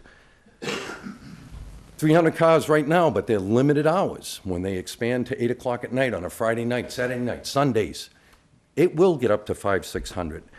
You know, and the biggest point is, though, and a question for the board, is why can't the van shuttle continue? That's putting 15 to 20 people instead of 15 to 20 cars in one van, bring them as they do, and just change the location of the parking lot. There are locations. They can find in Wareham a place to change that from Fremont Nail to another location for 8 months until we get through this granting period.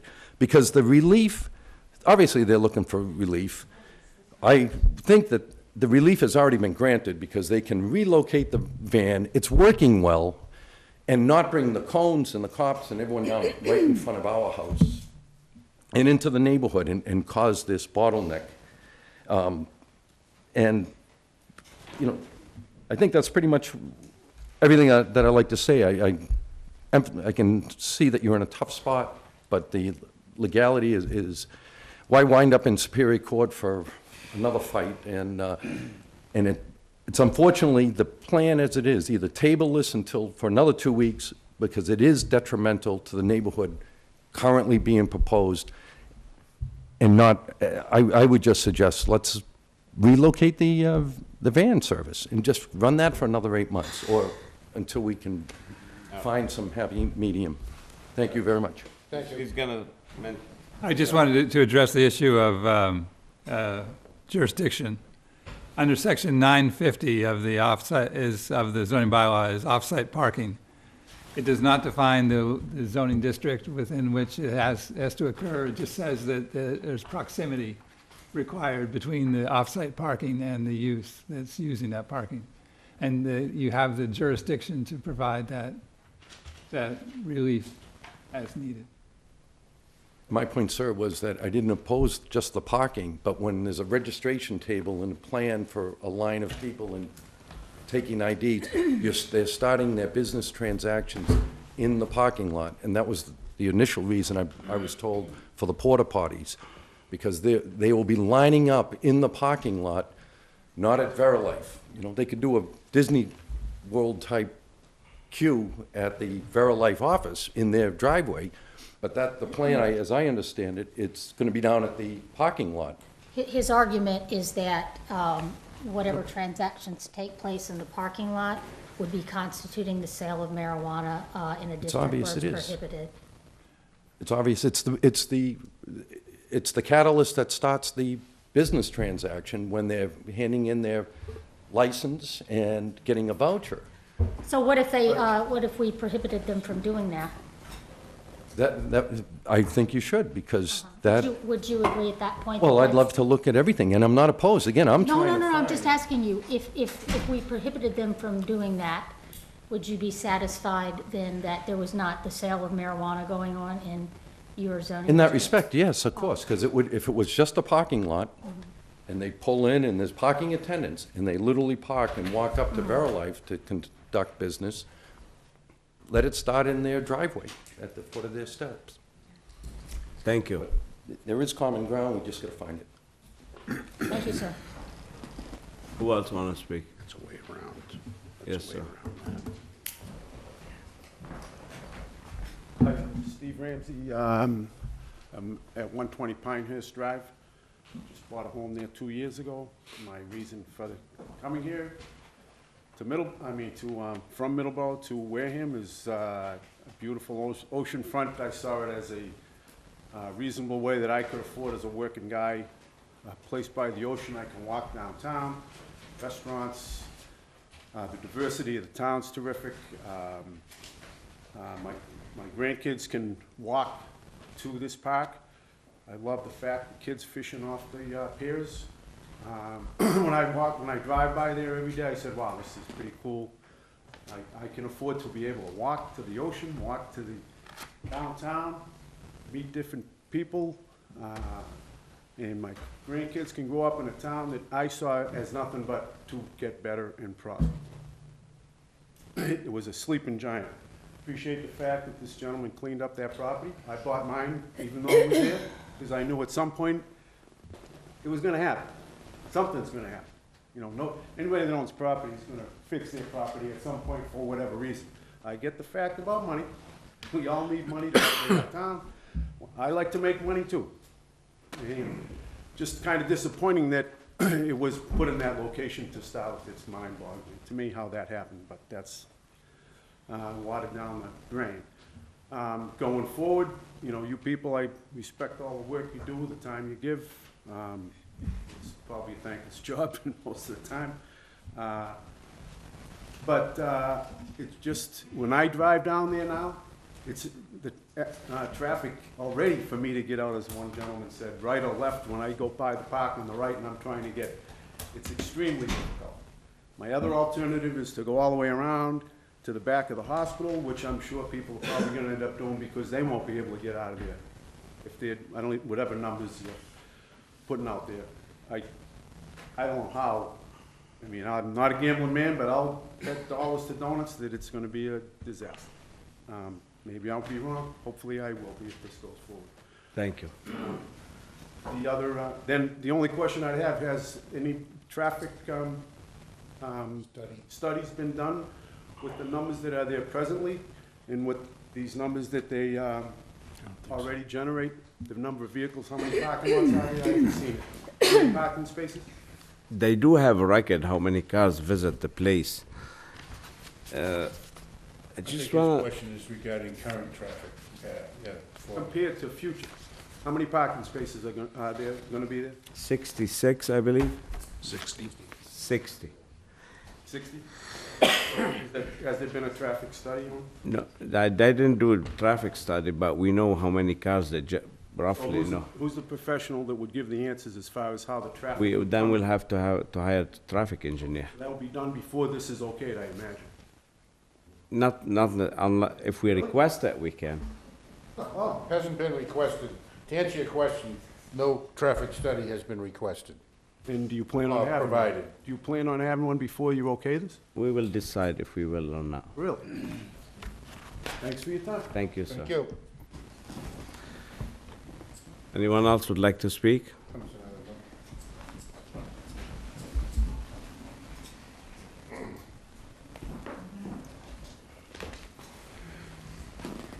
William Curtin, 59 Parkwood Drive.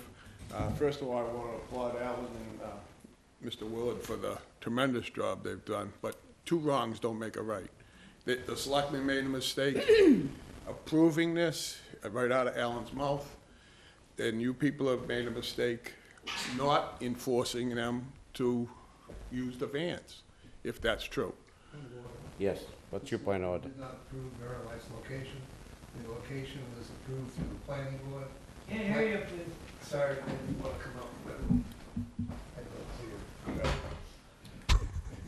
Just to clarify the rules, the actual Verilife permit, et cetera, was done actually through the planning board, through this board, because the way it goes is a special permit. The selectmen did not vote except for the host agreement.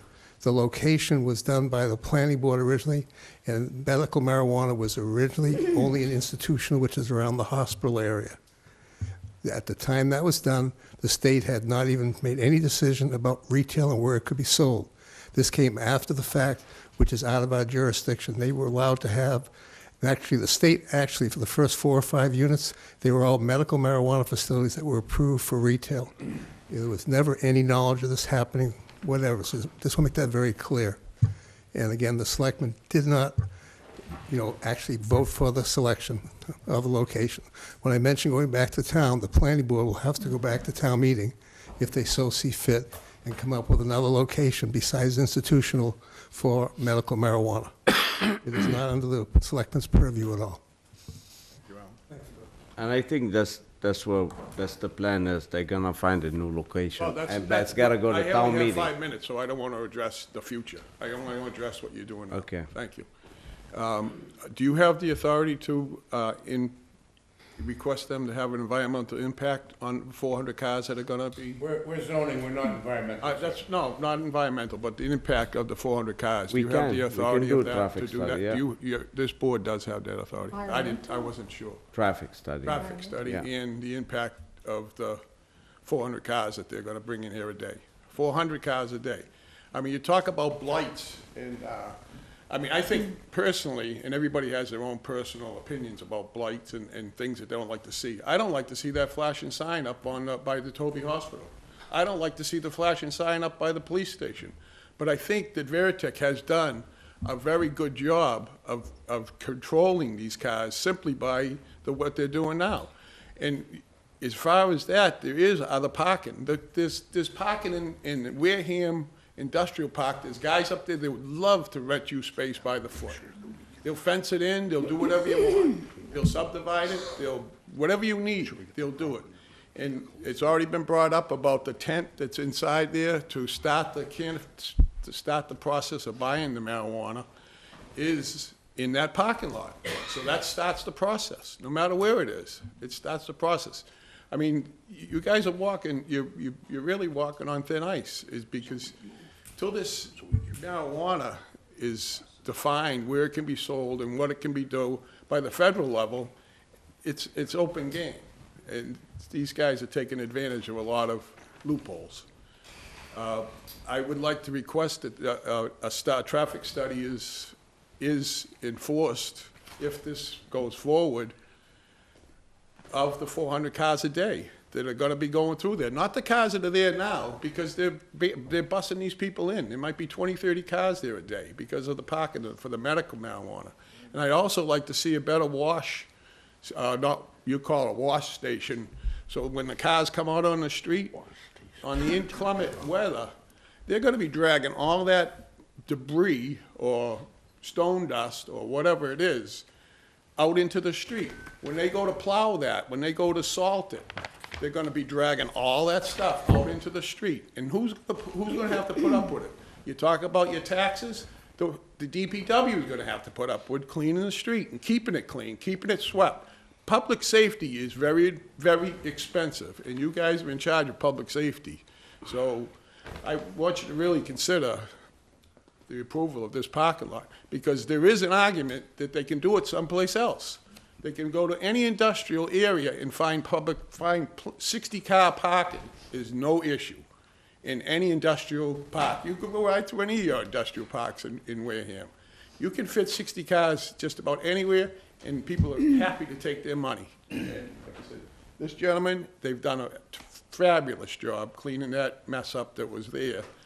But I think you just have, two wrongs don't make a right, just the way I started. So you really have to. All right, but if I want to clarify something, I keep hearing that the process starts in the parking lot. This is wrong. That's not true. Let me finish, sir. I let you speak. Let me speak. Sure. All what it is, the customers go park there, and the reason they'll take a parking ticket, which we requested them. Sir, don't shake your head. Let me finish. I didn't shake your head my head when you were speaking. Just listen, please. So the person who parks is gonna come. We suggested to them to have a booth there and take a ticket, so nobody goes in a place without that ticket. So whoever parks at British Landing don't have the ability to enter the place. So if it makes you happy without the booth, it'll be simply a parking lot. People will park and walk in, do their business there. That's perfectly fine. We requested them to do this, to control that everybody parks here, they don't park on Main Street or park at the neighbors. This is our condition, and we think it's a great idea, but for everyone to say, oh, the business starting to sell marijuana starts there, this is wrong. Well, that's the way it was, well, maybe that's just the way I heard it. No, it's wrong. It's not like that. They take their ID there. No, I don't. They don't take the ID in the parking lot. That was the idea. That's the No, old sir. idea of the Well, can we tent. ask, That's why they want may I the ask the tent. applicant? Yeah. What goes down, what transpires in the parking lot? In the tent. One at a time. Let him speak. Through the chairman, we gladly will eliminate the registration table from the parking lot, and we'll Registration conduct the table. business on the Vera Life Not a site. parking ticket. Excuse me, registration table, so to hand you a ticket. You hand a ticket when you come in the gate. Fine, you want to They get rid just of it, said we that they get would rid of it. eliminate it. Let me speak, please. We get rid of it, we get rid of it, if that makes you happy. But I strongly recommend if the parking lot to go, this is the best way, so they don't park in your parking lot. You take I thought you were gonna give them a ticket going in, and like a parking attendant would give you a ticket when you come in the gate, and when you go out, you not a tent to give them a parking ticket, they're already in there. This is to take their information. They just said they wouldn't do that. Well, that's fine, but it's on the proposal right now that you were ready to We approve. did ask them for it, we thought it was a good idea. Well, now we're All finding right. out it's not such a good All idea. right, thank you. Thank you. Next. Next person, please.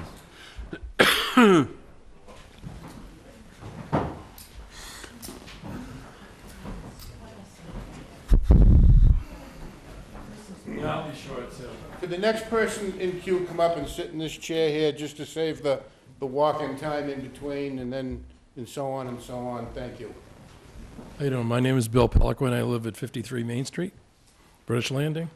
I have questions about, let's start with, how many people can enter the building at one time? How many people, ma'am? Right now, we're allowing people to enter 5 people at a time. So we queue 5 people up, we bring them in the building, we run their ID through, and they come in. So right now, we queue people up 5 people at a time. And just to get, I know what's gonna ask next, how long they could stay inside? 10 to 15 minutes Okay. What's Max. the occupancy of the building? I think I want to say it's 30, it's either 36 or 39. I'll have to check on the door. But you limit it to 5. Well, we limit it to 5 people at a time, so 5 people come in, they come in the entry room, they get checked, and then they let into the dispensing area. And that there could be 15 people lined up in the dispensary Already at any inside the given building? time. Yep. So it could be, including employees, as many as 39 people inside the building. Again, 36 or 39, I don't want to, whatever the occupancy is. Yes, there could be, and right now, we're not seeing any lines since we've expanded our hours. You admit them 5 at a time, they escape at will. Yes. Thank you. How many are medical versus recreational out of that 5? So we see approximately 70 medical customers per day, and somewhere around 300 recreational per day. What's going to happen once the parking lot is full for overflow? 300, 300. 70 medical and 300? 300. 300, all right. What happened when the parking is full? Yeah, once the parking lot is full, what's the overflow plan? You're going to let them park in the street because that person there won't want to give up their spot in order to be the next person in That's why we line. suggested last time the shed, so make sure everyone goes in the parking. But once the parking lot is full with the 60 slots, where's the 60 first car go? For a ride until there's an opening. Excuse me, man. It's just like every other business. If the parking is full, it's full. Just like when you go to the beach down at Old Silver Beach. There ends up being a line right there. May I ask the applicant a question? Sir, we kind of discussed this last time, I think, but in terms of your current business patterns, particularly with your expanded hours, what are you anticipating in terms of numbers of cars in the lot at one time? Can I? I'm asking you. Okay, all right. So, since the last meeting, okay, we basically doing average counts of basically cars at a time in the parking lot. Now, mind you, the numbers that are coming out right now of 400, 500, 600 cars just aren't humanly possible when currently our system with a shuttle, nobody gets on the shuttle without a ticket, basically, so that enables that no one can just park anywhere in Wareham and walk up to the facility. And my ticket system is basically registering on weekdays anywhere from 275 to 315 to 20 people, and on weekends, 400 to 415 tops. During the week, at the peak, we have 30 to 35 cars, and on weekends, before the expanded hours of 2 extra hours, we would be in the 50s at tops. With the expanded hours going, we've already seen in this week, they started on Monday, and we've already seen that 300 people, when you expand it for another 2 hours, it gives people more of an opportunity to get there maybe a little earlier, so it stretches it out, whereas we've had a tough time even, I think we like maxed out at 30, but for the most part, it was in like the high 20s. I mean, I just, these numbers I'm hearing of 400 cars, they're not real. They're not real because everybody that's getting onto the shuttle is getting a ticket, and there's a reason why tickets have numbers, because we count numbers every day. So I don't understand where these numbers are coming from. I suppose, did you, for the people here tonight, your name is, and who do you work for? Oh, Christian Straub from Last Parking. Okay. A question on this vein. My question would be, the time for the shuttle to run from Tremont down to Bessie Park adds time for cars in the parking lot. Correct. Would it be safe to assume that if the cars were closer to Bessie Park, that there'd be less cars in the parking lot because they'd be able to escape faster? Turnover quicker. Turnover quicker? Yes, sir.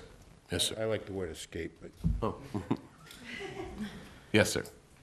anytime there's police involved, we have to have an escape route. Yes, sir. And to that reason, that is the reason why we've had the registration tent down at our shuttle facility. So basically, to take advantage of any time you have to basically, so when they get to the dispensary, it's quicker. it's reasonable to assume that the amount of parking needing will be less, not more. Absolutely. That's all I wanted to know. Absolutely. Thank you. That doesn't make sense. Well, you don't have, is that because you don't have people piling up, waiting for a shuttle? Jim. And then, I'm just asking a clarification. You never shut Jim down. What's that? You don't ever shut Jim down. No, the gentleman was speaking and you stopped him. It's a point of clarification, sir. Is that because with the shuttle, you have people building up, waiting for people to fill up the shuttle, cars then sit until everybody is transported and everybody goes through the process, all the while other cars are building up until you get the second batch back and so on and so forth. Whereas this particular model, people are coming and going on their own, in and out, without the impediment of waiting for a van. Is that Yes. accurate? Yes. The van is just it's one more step. Yeah. Okay, sir. The numbers just don't add up. I just don't get this point here. If you're open 10 hours a day, and you're saying you see 5 patrons, how many minutes? Is that every 10 minutes, every 15 minutes, every 30 minutes? Because that would say 40 people per hour, roughly, for 5 people, say, per hour. You see, when the line is dragged out all the way to the street, there's 130 people in that line. That would represent that parking lot being full. We have pictures of proof that it's been out to the street many times, not just occasionally on weekends, during the week. So if you start impacting the traffic pattern with, say, 120 people overfilling the parking lot, how is this 5 per, how many minutes? I don't know how many minutes is those 5 patrons? 15 minutes. How is it gonna be, they're gonna be able to, once that parking lot's full, business they should shut down their process of letting anybody else in until that parking lot's completely empty. Because it's gonna have a dramatic impact on the flow of just walking through there.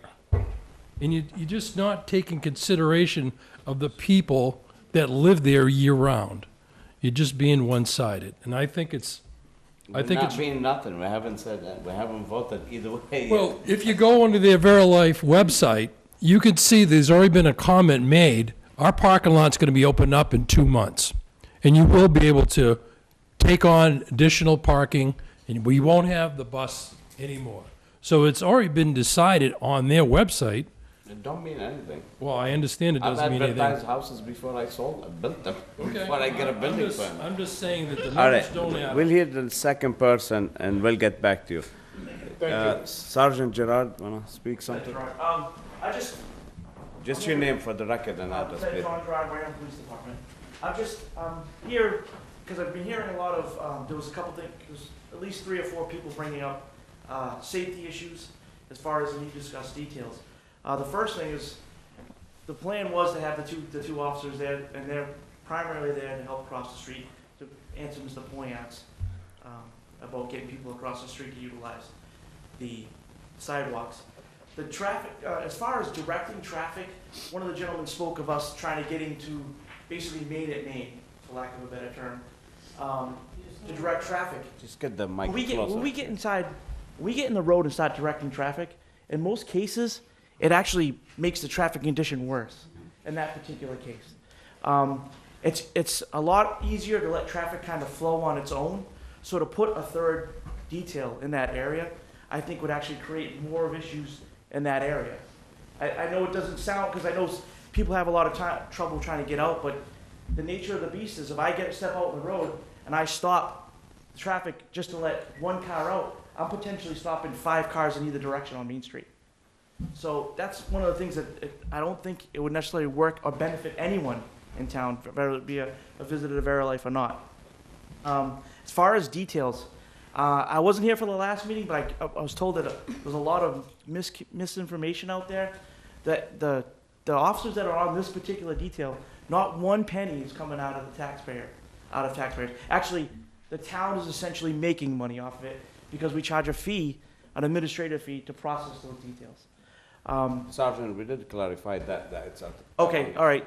And then as far as the gentleman that spoke of trying to fill the detail, we know, at this time, we have roughly 65 members of the Wareham Police Department on that detail list, and then we go outside the agency if we can't fill it. That particular detail, we have not had any trouble filling, ever. It's a nice, easy, extra detail, Cash. Well, the thing is I think it's one of those details where you're helping people get across the street. Your exposure to the traffic is minimal, I guess is the best way to put it. And we would be able to be, and we have been in contact before as far as the cease and desist stuff and we have aided when it was Dave Requena when he was here. We have aided him with that, and we haven't had any issues with that as far as making that notification process. And then one of the comments just pretty much every person has said here today is it's going to be less safe. Other than the potential traffic influx, as far as any other crimes in that area, there's a resident in that area that's had more disturbance calls to his house than the actual Verilife property. So we've had roughly 3 disturbance calls since the opening of Verilife. One of those calls being an intoxicated male that was stopped by the officer as he's trying to get on property. The other one, the other one was actually happened in the Toby Hospital parking lot as a result of them trying to get from Toby Hospital and utilize Verilife. They would get removed from the property. And the third one was at the actual parking lot area. Other than that, there hasn't been any real problems with Verilife as far as on us, as far as our workload getting in addition to this. One of the things I do see, and again, I think Nazi might have touched on this a little bit, is if we do not allow the parking lot, we might have another an onset situation where you can't even park in front of your own house because people are parking now there so they can go to the Verilife facility. There's not a lot of no parking areas in that particular area, and we are replacing some of the signage in the areas that have been in existence. Cedar Street, I think someone did bring that up. Those signs are going to be replaced. There is no parking on Cedar Street as you go up the hills. No one's supposed to park there. It's a tow zone. So those things are being addressed. As far as the gentleman who brought up the parking lot, I would love to know who that was because myself and Chief Walsek have been working since, July potentially, I think it was, we met with Shelley.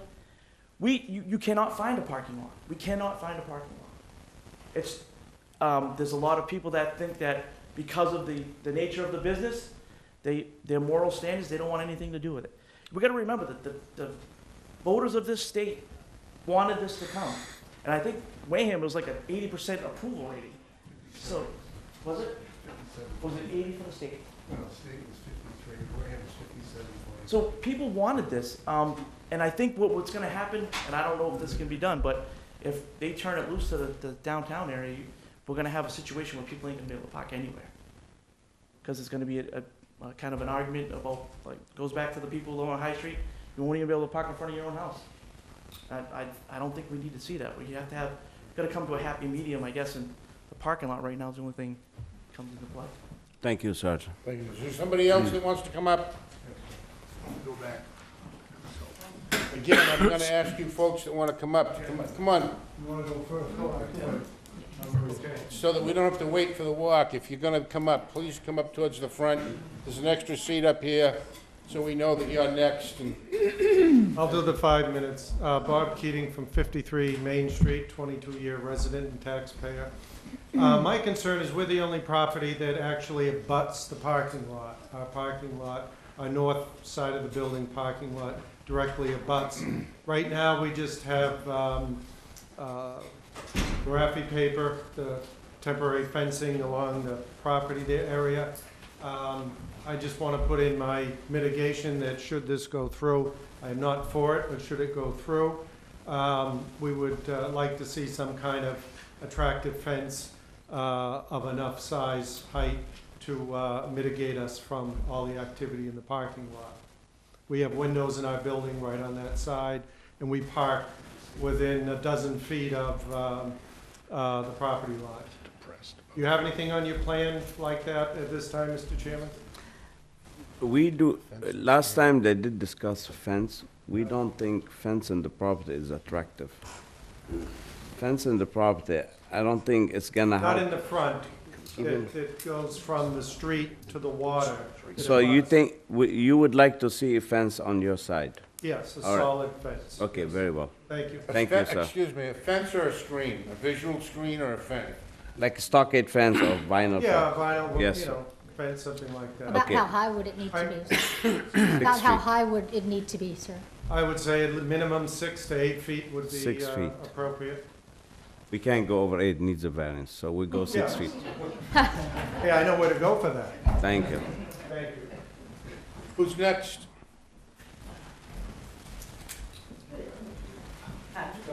Yes, ma'am. Sherry Patera, 53 Main Street. So I apologize, I'm very fuzzy on these rules and how this whole thing works. Last week, or 2 weeks ago was the first time I came, and I tried to put out the word that go and have your opinion heard. I don't know where you find out about these meetings. I was looking to see, for example, where were the minutes from the last meeting? So I could sort of follow up and say, you know, is there anything that was open that I'd like to know about and find out? The meeting minutes were just approved, they'll be going online. Okay, because there weren't anything, there was nothing since October of 2018. We just approved them now, so I they'll go didn't online. know if, I mean, I assume there's other meetings, but I was like, you know, zoning board, Wareham zoning board meeting minutes, October 2018, and I was like, wow, They're always online. really? I've Well, seen them many, I read them many couldn't times. find them, so that's what I'm saying, I don't know where you're supposed to look for the information. And so that was a little bit concerning. I did also go on Google and saw that Eric Walters, is that he's an employee at Verilife. He actually posted, because the question was, how often do the shuttle buses run? He posted every few minutes, depending on how busy it is, which I don't know what's true and what's not true, which is why I want to bring this up, so people can dispute it or agree with it.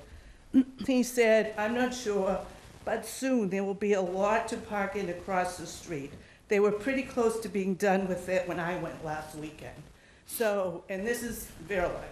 So what's true? Where are we? What is the process to get this done? Could this be approved tonight? 2 weeks? I see June 25th as a date. So is that a target date? To and answer your all of- question, Yeah. this is an open meeting. If in fact it were approved this evening, then there would be a 20-day period for any aggrieved party that wished to challenge that decision, Okay. to file such a challenge. If a challenge is filed, then there is no time limit. Once, I mean, when I say this, the court system can be very long-term. But, you know, so if it's not approved tonight, then it'll be 2 weeks from now, or 4 weeks from now, it'll be heard again, and so on and so on. So if that, I hope that helps. It does, no, it does, because, you know, you feel it. First of all, it is hot as the hubs of hell in this Yeah, room. I What agree. is going on? I'm like, they're trying to sweat us out of here. We don't have the Thank issues you. on yet. Anyway, so the other thing that I was looking for today was the overlay map for Wareham, for zoning, to understand what zone is what. And I understand you zone like residential, commercial, industrial, and then you overlay it with special situations. Yeah. So I know I went to the town meeting with the planning board, I think it was, for allowing Verilife to be institutional or industrial, the I one. Institutional. Okay, so, but that's only that area. Now, this parking lot, you've said, is 350 feet away. So that is not institutional. That is Wareham Village 1, I think, or Wareham Correct. Village 2. Correct. So is that how it works, that you pick and choose spots? It's not like a zone, it's just, okay, on this lot we can do this, and on this lot we can do that, and on this lot we can do So it's something. not done by lot, that's considered spot zoning, and that's not allowed Okay. in Massachusetts. Okay. There is a zoning map, it is available online. Right. You can go online, it's much easier to look at it online, because you can open and Right, close, zoom it up and zoom in everything. and out. I didn't But even if you go to the Wareham town website and drill in far enough. If you're persistent, you can find it. All right, So ma'am, I just want to understand Ma'am, like the whole ma'am. process. right, Sure. we're not here to educate about the process. What's your concern Well, about I'm the? almost there, so. I know, what's your So your my concern question and your question about My this? question and my concern are the traffic, is the traffic, okay? So British Landing, everyone has an assigned parking spot. Overflow, if you have 2 cars, 1 condo, you're in the street. And, you know, that's sort of the way it was. That's how it's described. When cars are parked on both sides of the street, it's a one-way. You gotta pull over, come on, you go, I'll go after you. You can't go 2 cars parked on the side and 2 cars. So adding a parking lot with however many, 300, 400, 700, doesn't matter, is not gonna be able to get through that area. It's going to clog it up crazy. I wanted to take some pictures tonight on the way here. I mean, I almost couldn't get through, period. Because if this guy doesn't snuggle over to the curb, that guy doesn't snuggle over the curb, you're not going through. Pinehurst is a neighborhood, you know, predominantly, I'm gonna say maybe like Parkwood, half of the people aren't there all year. They're not even there now, and we've got traffic issues. So when the summer comes and all the traffic is full on, it's just, you're not gonna get through there. You're just not. Spare life, here's a picture from, I don't know, pick a cold rainy day lately. And I'll pass it along to anyone that cares to look. That's the line. So 5 people, I don't understand these numbers. When was don't. the picture taken? Last 2 weeks, maybe, 3 weeks. I mean, it's just, it's crowded over there. I can't emphasize how crowded it is. And so all this talk about, oh, they'll do it on their lot. If they do it on their lot, they're not gonna be able to use their medical spots over there.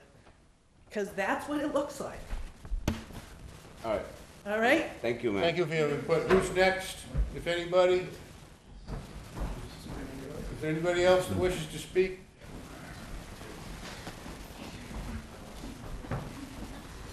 The broken record's back. Just your name again. My name is Claudine Poyant, 58 Main Street. We've gone over a lot of stuff tonight. My concerns are still the traffic situation. It's really a safety issue. I've got some figures here that I took from monitoring where they're where they're parking their cars now at Tremont Nail Factory.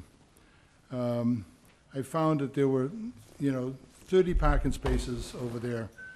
And the 30 vehicles, in 2.5 hours, that was being turned over. So that's 75 cars in that amount of time. 75 cars times 10 hours a day is 750 vehicles. Excuse me. Claude, maybe I misheard you. I thought you said 75 cars in 2.5 hours. That's right. There's a turnover. Well, in 10 hours. 30 cars Yeah. times 2.5 is 75 cars. 2.5 hours, okay? 75 cars times 10 hours a day is 750 cars. But your Or trucks or whatever. math is fuzzy. You're telling me 2.5 hours, and then you're telling me the number of cars in 2.5 hours, and then you're multiplying it times 10. That's a 24-hour period. Well, no, it's a 10-hour period. I'm saying the 2.5 hours. 2.5 goes into 10 4 times. It would be 4 times 75, 300. Okay. Whatever. I'm not real good at math, but I can figure that out quick. Okay, so that's a van load leaving there every 15 to 20 minutes. That's around 300 people. The vans hold 15 people if they're full, so that's 450 people. I mean, that's a lot of people. That's figuring 7 days a week, that's 5,250 vehicles going down that street. And right now, we can't even, first of all, does anybody live in that area? I do. Okay, where do you live? Live in Down Pinehurst. Pinehurst. I live on Sandwich Road. All right, Sandwich Road doesn't get affected with that. I wanted to hear that beg the your parking gentlemen seem to have a response to these numbers, and I'd like to hear it because I think that they keep track of the numbers. I just want to make one statement. Like, sir, you stated that you were there watching for a 2.5-hour period? Yeah, Okay. back and forth. I'm Okay, gonna if cover you were there for a 10-hour period, I would be more apt to believe the numbers that you're calculating, because it simply is not the same flow for the 10 hours a day, period. Okay. It's not. Well, then you And you can- can't use math and just say, choose a busy period. I'm sorry, you can't choose a busy period and then times it out over a 10-hour period. You can't do that. Well, you gotta have some sort of a benchmark to go by. No, Only you the have business, those the numbers. business changes, it ebbs and flows, and if you were there on a very busy time, you could have been there on another time where there were 20 cars in a 2.5-hour period, and then what would your math look like then? So it wouldn't be fair to use that number. Well, you gotta average it out, and these aren't even busy times, this is during the week. To be fair, we did hear testimony from the gentleman with respect to, he actually has tracked the numbers because they give everyone cards or whatever. So he gave testimony earlier as to the range of people visiting each day. And how much was that? Where 300 people on an average on a weekday, All right, and so you're averaging 400. it out too. No, I'm not averaging it out, I'm averaging it out through every person that parks and gets a ticket and gets onto one of the shuttle vans. Right. To be brought up to the location, that's a number. And that average number is spanned over several days, where you basically say on a weekday, if you Okay. take Monday to Friday, and if you had 290, 300, 310, 307, and 304 on a 5-day period, you would take that average of the 5, and that's a calculated average that makes sense. Okay, well, I'll get And beyond then on the that. weekend, it's what? It's 400. Okay. So my thing is, the shuttle's working, and it's got no parking down our area. You know, when this whole thing came to pass, I wasn't even aware that this was gonna happen until the sign was up. And I'm, 400 feet down the road, and I read the paper every week. It seems to me that the granting chair that allowed this to happen should have considered more the residents in the area and the people that live in that area that have to get out of that area. And if there's an emergency, like the fire department must get down there, I don't know if anybody's seen a fire truck try to go around that corner. It's kind of a joke. No, it is. But to see all these people get out without any emergency, what if there was a major fire or a hurricane or something like that, you're dealing with this. I don't see how this board can grant this tonight without knowing what the traffic ramifications are gonna be, what the safety issues are gonna be for the kids, like a gentleman mentioned earlier. He's got kids going down there.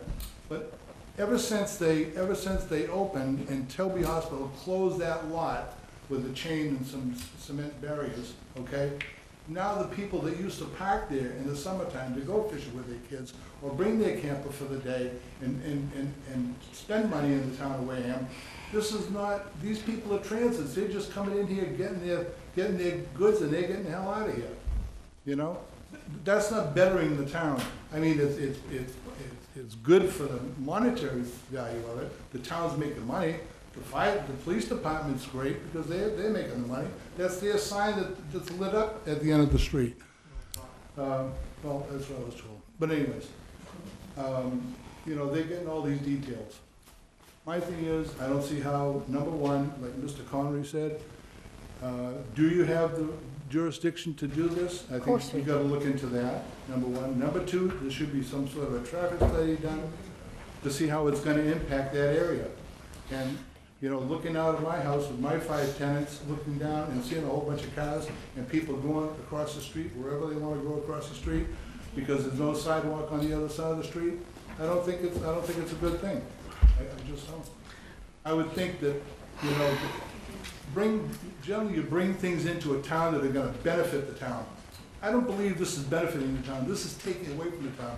We have a historic district there that looks like a joke. All right, what's taken from the town, the parking or the dispensary? No, people can't go to the park, Verilife signs are there, but I got a picture of a cop that worked. But we're not here, we're here for the Respectfully, parking. we're coming up on 9. We're here for the parking lot, we're not here for the whole neighborhood. Sir, please, you have your chance. Let me, just to give you I'm into construction myself, and I do a lot of development. If the traffic study, if it's to be done, if it shows 700 cars a day, this is minimal for the road. It will be insignificant. A lot of people think 400 or 500 or 600 cars is a lot of trips. It's not. So it's insignificant, correct? This is 7 days a week. I mean, right now, like. Yeah, but somebody- it goes on 24-hour period when they do traffic studies. But I'm just letting you know, we will, if the boards agree, we'll ask them for a traffic study, but I know what the report's gonna come. It's gonna be minimal. But my concern to everyone here, if the project to go, I'm not saying it's gonna go, apparently there's a lot of oppositions and there's some for it, some against it. What would you like to see improve? You know, I we, just like them to keep the shuttle service the way it is. okay, Something say, else with that. all right, say No, the no. board grants the permit, what do you like to see in the parking lot done? I'm not saying it's gonna, because it I seems mean, that it's not gonna pass. when- Just when remember, Mr. you need 4 votes out of 5 to pass. When Mr. Baker had that property, all right, he had great ideas. He talked to me, he was a neighbor of mine, and he wanted to go ahead with that, but the town of Wareham bucked him every step of the way. Even the shellfish officer that was in at that time, Baker was so fed up with him that the guy ended up leaving the job. But anyways. I do understand. He was just stubborn about it, yeah, stubborn person, and said, I'm not gonna do anything, just let them look at whatever they gotta see. And that was it. And the guy had more money than he Well, wanted. we hoping he'll come back Like in the don't have no future with a nice project. Well, We hope. Mr. Baker's a wonderful person, he really is. So hopefully But, we you know, come new people- project. People can just take so much. Thank you. Let's hear for someone else. So who else would like to speak? So the last thing I wanna say is, I don't see how you can go ahead with this as it is, because I think it's just starting something that's gonna be difficult to stop. Thank you for your comment. Who else would like to come up? Thank you. How we going tonight? Jim Manise, Cranberry Highway. Couple of questions. How far is Verilife from the parking lot? 300 feet. How about 300, the furthest- 350. Well, which is it? 350. 350. On the bylaw for accessory parking, it has to be within 350 feet. You can't have any spaces beyond that. I believe that's what it says in the bylaws. Within 300. Also, well, I'll let them look it up. Also, what's the plan for landscaping along the road and between the parking lot and the adjacent lands, being the town? The shrubs, trees, as required in the zoning bylaws? I'd just like to see those in the plans as we move along. It's a good comment. It is. They do have some landscaping, but you're probably right. It should have. So if it's not within the 350 feet, special permit grants them to put it there. If it's not within 350 feet, then it's a variance also, correct? If it's not, it is. You're Okay, correct. thank you. Thank you very much. Thank you for your comments. Who else would like to get up and speak? Just quick comments. The chair was asking if it does get approved, what they would like, and we're gonna be looking at it all the time, is one, no porta potties, no business conducted over there, registration or anything along that line. Let it be a parking lot with the tenants and let them walk down and register. And then to, a concern that the board, the chairman raised at the last meeting of safety for the police officers, because again, there's $70,000 to $80,000 of cash in that place, and then obviously $100,000 worth of pot if they're selling 70,000 a day. I mean, that, and the security, even though they're an armed company, they're not allowed by contract to carry at this job. So that puts 2 Wareham police officers, if there's one, I mean, it's something made for a movie if they do an armed Well, robbery. I'd be interested to hear from the lieutenant on that point. That's what gave me the idea. But and going forward, if you could fence or stop the nighttime and weekend carnival atmosphere that erupts during the summer, sometimes at Bessie Park and next door. That's what I like to try to control. And then lighting, you were talking about landscaping, what kind of lighting will be there. is it 20, obviously it'd be 24/7, but, and again, it was just something that we should have a handle on, and it might be I mean, due to would a you delay. like to see lighting? Would you like this place to be lit up at night? It's not like a runway, but I mean, you don't want to see, what I don't want to see is midnight is the music and the stuff that goes on, that we have to start calling the police. Everyone wakes up and the People who would residents in the do house. this would do it at Bessie Park. That's why we have the gates, so people don't park there. But if Yes. somebody walks in there, what are you going? Right, so maybe some flashlight lighting with these Bollards, bushes. right? Yes, and obviously a landscape, hardscape designer would know how to do that Lighting. tastefully. Yeah. And again, because we've won this as long as Mr. Baker wants it, and it's here until he decides. Once this board approves it, everything I'm hearing is that there is no turning it back.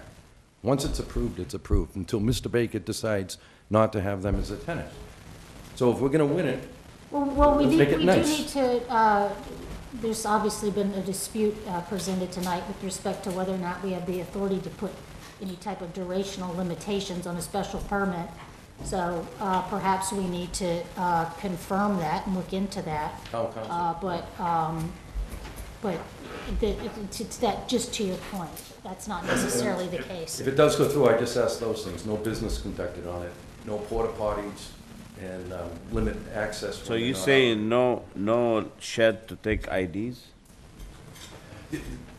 What they do is, I understand, I'm not a customer there, but you have your voucher, and they check your IDs currently out at the street, at the sidewalk. They've already said that they would, did you say that you would change that aspect of your business? Yeah. All right, I mean, they've been good neighbors to this point. I still firmly believe for 8 months till we can rezone, that they should run the shuttle from a different location if possible, you know, but not to, it's detrimental to the neighborhood. It's obvious with the amount of people I there. understand. Very good, thank you again. Thank you, Nice sir, job. thank you. Thank you. Next, someone else would like to speak? Is there anybody else who wants to come forward? We didn't hear from the police. Sergeant, Want me to hear about the comment about the security and safety? you guys gotta come up We just here. don't want to fuel for. There's been some, just by way, I don't think you were here last time, there's been some concern about the need for armed guards due to perhaps some type of heist that could occur Well, I because don't of want the to get nature too of much the into business. specifics about what we have planned, I should say. But I would say, as far as security goes at the facility, Mhm. it's better than most of the banks in this town. Okay, So thank you. that's That's as far true. as that goes. As far as the protective of what deliveries coming and going, there's a lot of layers to that. That's the Okay. comment I can make, All right. without giving up any. You don't have concern about your officers being Involved in our- injured in some type of heist or armed robbery?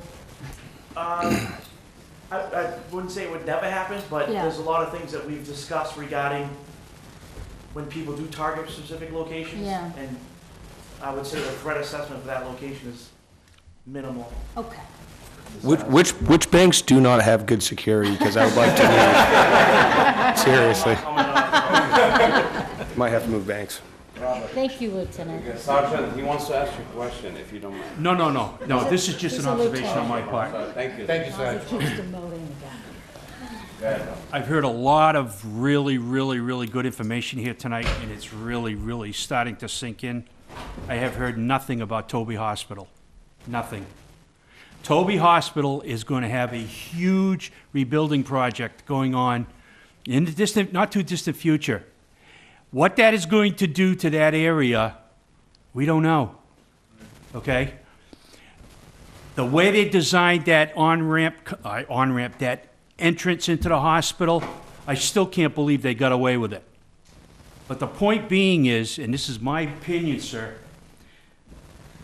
this should be put back for study because, again, the hospital is number one here, not a marijuana facility right next door.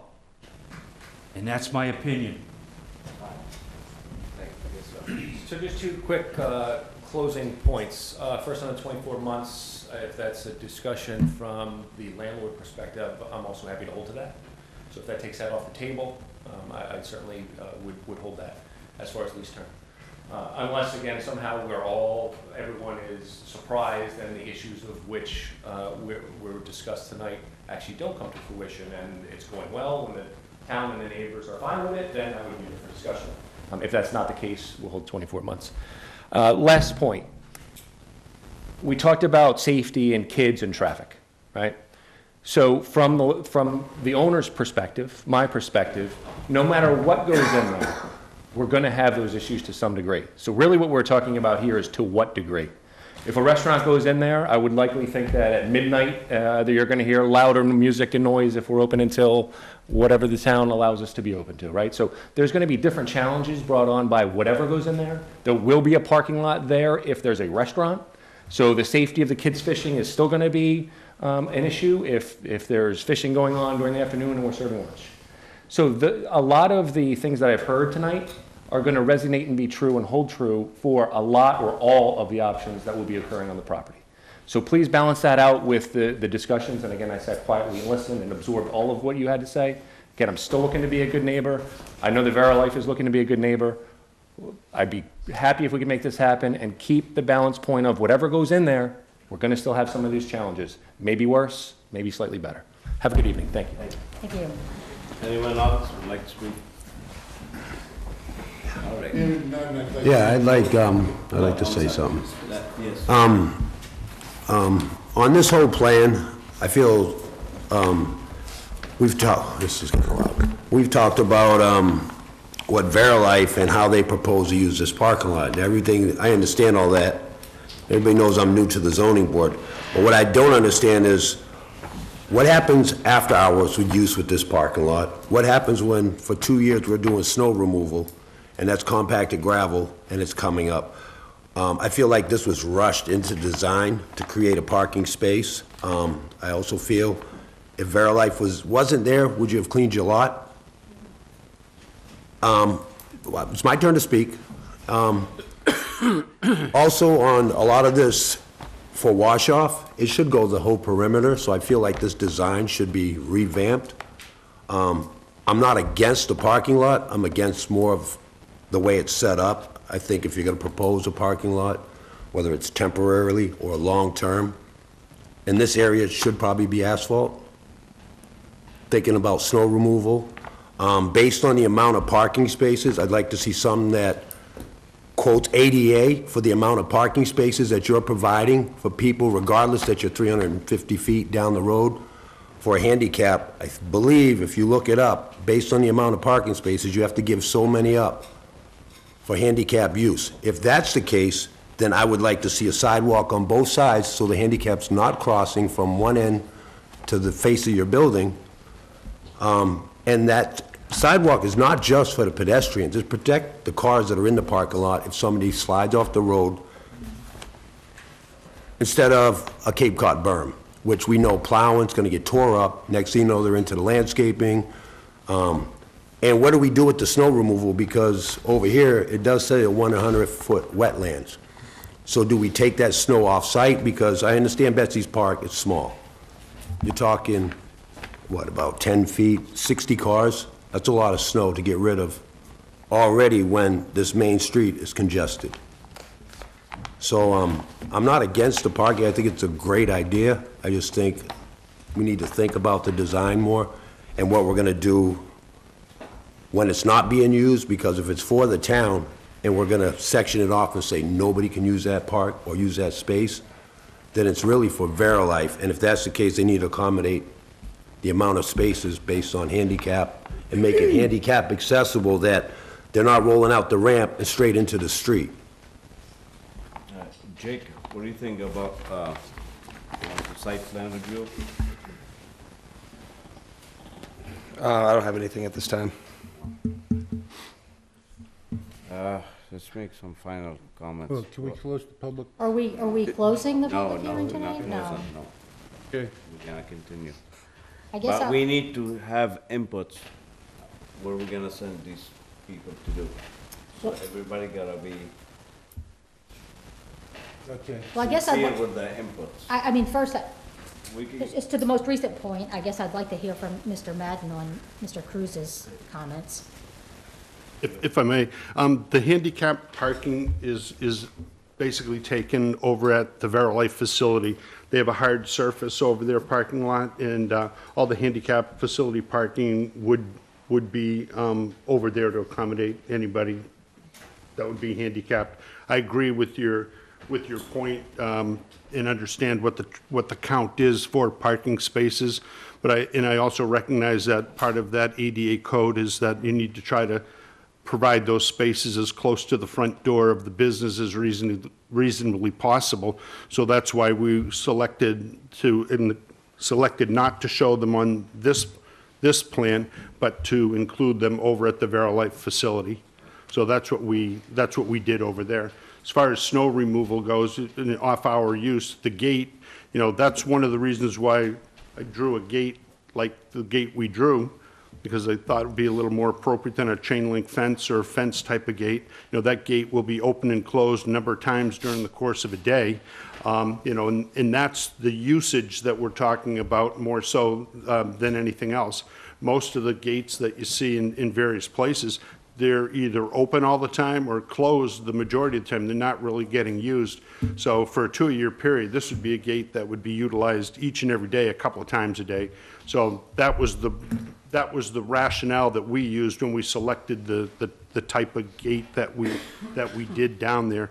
And as far as snow removal goes in the buffer zone that you mentioned, the local wetland bylaw has a 50-foot no activity zone, so what we did is we respected that. That's actually the edge of the river. So we showed that no activity would occur within 50 feet of the wetland resource area. So we pulled everything back. Snow removal, usually in a tight space like that, is removed off-site. We do show gravel on the parking surface because it was temporary in nature. However, a recycled asphalt product that can be similar to gravel in many respects, that might be an alternative choice to bituminous concrete surface. And I think that what our focus was initially was to actually design the parking lot as temporary. So when we talked about landscaping and buffering from neighbors, understanding that there's going to be a more enhanced development plan at some point in time, we felt that it would probably be better suited to leave those types of things to that plan. However, if we were directed to provide some type of landscaping pursuant to the landscaping regulations, we certainly would do that. And just one thing on the parking, I think that if you read under just section 9 under parking, I think that there's, in the very first paragraph, they talk about the flexible use of parking.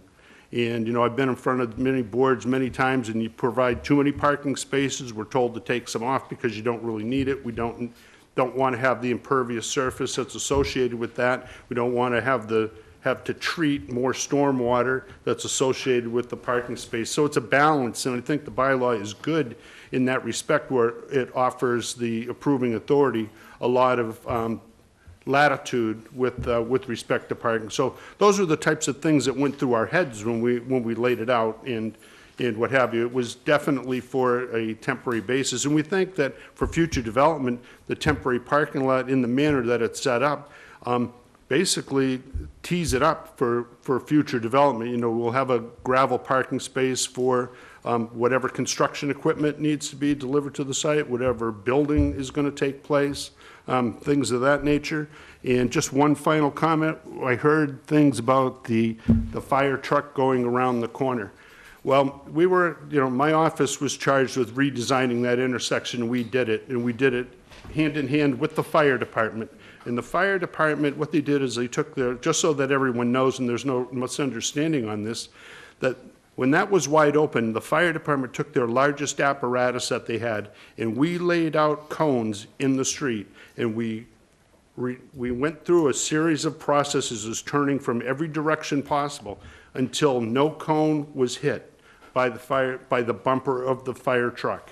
And that's how we designated the radiuses that were placed in the road, where the curb line was going to be and where the center line of the road and the edge line painting would take place. So it was really an interactive exercise with the fire department. It was quite good. They were, they were very interested in making sure that the corner there was was improved in their mind, and I tend to agree with them that it was improved, because now you have basically a 90-degree intersection to Main Street and Sandwich Road as opposed, or Minot Ave, whatever we want to call it, as opposed to just South Main Street heading straight down onto Main Street. But, you know, that's just a couple of things that you probably didn't have the benefit of knowing, and I just wanted to explain that for what it might be worth. I drove fire apparatus through that area for 37 years. I know that area very well, sir. Yeah. Very well. Yeah, and I'm just speaking of to how. You and I will agree to disagree. Oh, I'm just telling you what we did. I mean, there's no disagreement there. I mean, the fact is the fact. Mrs. Slavin, come forward. Mr. Cruz. Thank you, Walter Cruz of West Wareham, Mass. I've been listening to all this. This is new. Okay, they have a license for a building. Was there any restriction when they got the license? When you have a license or any building, you're supposed to provide so much parking spots. If they were allowed to have 10 parking spots, that's all they needed. They're doing the town of Wareham a favor. Now, if they say no parking lot, park anywhere you can. Someone already mentioned, a police officer, you can have a traffic jam downtown. So then it's the Wareham, town of Wareham's problem to fix it. If you have a restaurant, you tell them 50 parking spots, they put 50. If 200 cars come, where do they go? It's not their business because they went by the code, by the building. They have certain buildings, so many parking spots. So they're doing the town a favor by doing what they're doing. You can say anything you want, but it's up, they have that 5 parking spaces, they're clear. Now, if they stop everything that they're doing, where are the cars going? I need an answer. Where's the cars going? On the street, everywhere. And where are they going? To the closest location to where they have to walk. So from the marina all the way down to the old town hall, you're going to have cars on both sides of the street. Every business in the center of Wareham is going to be affected. They're affected now when I go downtown to park. I go get a haircut. I'm looking for a spot to park, and this is the winter time. Sometimes it's good that I got a handicap sticker because some people hit it. But they're doing you a favor by doing the parking lot. This young man here can just go ahead and make that's his property. He can make that thing a whole parking lot and put paid parking in there if he wants to. So, in fact, you know, I think we're going to another section. We're worrying about their business and the parking that they got. They're already approved for what they got. Now it's up to the town of Wareham to fix it. They're doing you a favor for 2 years for them to try to find a different situation. And in 2 years, you're going to have 5 more places like that in town. So that's all I got to say. Thank you. Thank you, Mr. Thank you for your comment. Mrs. Slavin.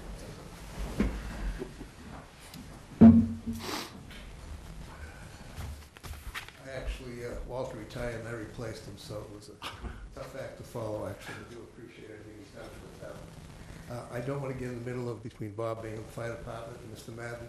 The simple fact of life is I physically was for an hour and a half with the police chief, fire chief, assistant fire chief.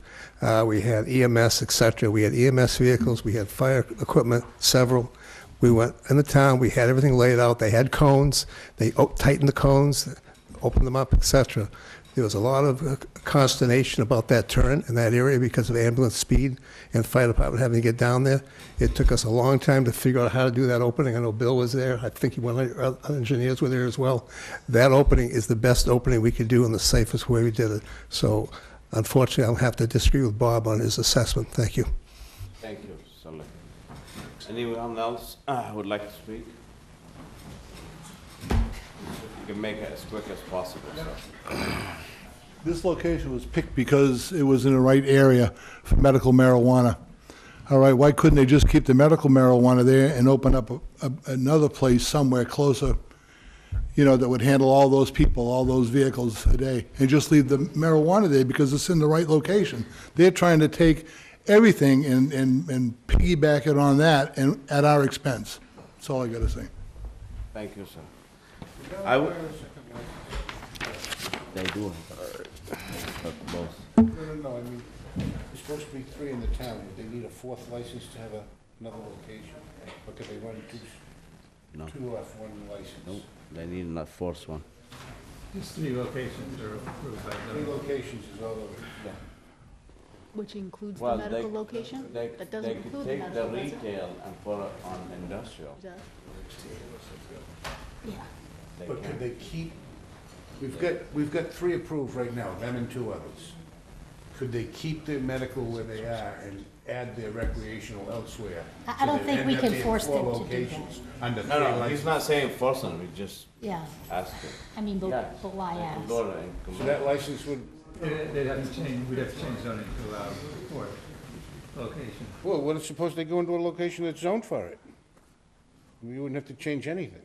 I mean, we're, I'm speaking to the last gentleman's point. He said if they continued to sell medical marijuana at their current facility and under the same license, they sold recreational marijuana in a place that's currently zoned by our current rules and regulations, if it was permitted elsewhere, could, under the existing license, they operate in 2 separate I locations? mean, we're talking hypotheticals. I guess- can't imagine that's in their business plan, so I I get- just, yeah. what's that? I guess we turn to them and ask them if. Yeah, I they- mean, with all due respect, it's Well, 9:15. It's just, do you guys have any thought of severing your medical and recreational business? We plan to operate under the same building. Yeah, I mean, But it's- we are actively seeking alternate locations in town. That's all I can tell you. Yeah. So, I mean, respectfully, Jim, it's, No, no, you my know, I mean, question is Yeah. does the licensing allow it? I mean, you know, I'm just saying, I don't think it's they getting wanna late and separate it's it. not that, It is it's not getting late. pertinent. Let me just do a quick thing. Before we send the applicant with some homework to do, why don't we pull a poll, each one give an opinion which way they're going? So the applicant see which way they're going. So for instance, I think Veronica, regardless what you do with the parking, she's still against it, right? Well, I have a comment to make, and I made it the first time, that the residents' voice is really what's uppermost in my mind here. And I also know that there's going to be a traffic issue. And I think the biggest point that the residents have made, which is the traffic. So my thought is, how can we alleviate that? How can we get some real details, not he said, she said, well, it's this, well, it's that? Maybe a traffic study is something that we could do to help appease what everybody thinks is going to happen and give us some more concrete information, what is most likely going to be the situation from a study that's I'm gonna professionally tell you, done. the traffic study, you're not gonna like the answer, they're not gonna like the answer, I do them all the time. We, with the They're not gonna like the 40B, answer. with the 40B, nobody bought the traffic experts' data. They didn't, they believe their own data, but I'm not opposed We to could ask them traffic. to do traffic study, but I mean, I don't want to ask them to do things that everybody's just going to throw out the window anyway. I mean, I'm just trying to, how can we come to a resolution here, not he said, she said, and just get some concrete. all right, say the Information. traffic study come in and says it's insignificant, are you okay with it? Am I okay with it? Well, You okay with the project? it's what the residents are okay with, in my mind, is they have the more influence here than, really my opinion even. I'm just how Well, they feel. You gotta understand, I know there's 30, 30 people here, but the board represents 20,000 people. True, but they're the abutters who are affected the most in the town. Okay, so. But anyway, let's. So would you like to see a traffic study? Yes or no? I think I'd like to hear what the other members of the board feel, because I'm new to this. I don't know how people usually react to I'm those types of things. certainly not opposed but- to any traffic study. Unlike Nazi, I do not have experience in these issues. I heard him say in his experience, that's going to come back, even though they sound like high numbers to us, it's gonna come back to be deemed to have an insignificant impact. I trust Nazi's experience, but I'm like you, I don't know anything about traffic or traffic studies, so I certainly wouldn't be opposed to it if other people who are more familiar with it feel that it's gonna come back as insignificant and be pointless, then you felt, how do you feel strongly about that, Nazir? But very strongly, you know, That it's gonna come back to be something that's insignificant, yeah. very. So. But we could ask for it. So that's just the one thing. The other thing is that I think Mr. Connery had some points. I think we do need to have council look at the legality of our ability to make the decision. We definitely And have then, the legal authority to make It the is, decision. it is in the bylaw We have that we could do there's it. no doubt, whether or not someone down the line wants to argue, make some argument that we should not have, they can certainly do that, but there's no doubt that we have the legal authority to grant this. We Okay, just- and then finally, I guess, I think we need to consider whether we want this to be a permanent parking lot, because that is a very real possibility here. And I think before we make our decision, we really need to think about that. We want to make it, we keep presenting it as a temporary fix, but in my mind, and maybe I'm wrong, but I think this is going to end up being a long-term fix, because what's to prevent Verilife from buying that property, which I think would be a smart move on their part if they're granted this, but to make it permanent. We could request for that. We could say we want it permanent and let's go for site plan. No, That's how you my feel? point is, if we move forward with this, can we put the restriction absolutely for a time limit? I think Ken and I think that we are able to, and obviously there's been a dispute by the attorney here You can't. from the Once community. site plan issue, you can't restrict that. So we need to research that. I know for a fact we can. Remember the dealership? So the board needs to think about, is this something we want permanently in Wareham right at that location? Because that's a very real possibility. Okay, so what's your wishes to tell the applicant to do? Do you want them to go for site plan, sidewalk, landscaping? We close the hearing, what do you want to do? I guess a traffic study, I mean, I don't know any other way to help the Okay, residents. traffic study, what else? Because in my mind, if we can get the traffic resolved in this area and All know right. that, you know, So if this is not let's going to get be a as bad as we traffic study. think, I would be okay with it. Bill, let's get a traffic study. I would like to see a fence, British, can you be quiet? Gentlemen, Folks, please. sir, Folks. go. Thank you. We gotta finish hearing, please. Let's put a fence along the British landing side. Some lighting, some sort of lighting. If we're gonna go to landscape and plan, we might as well to go full site plan.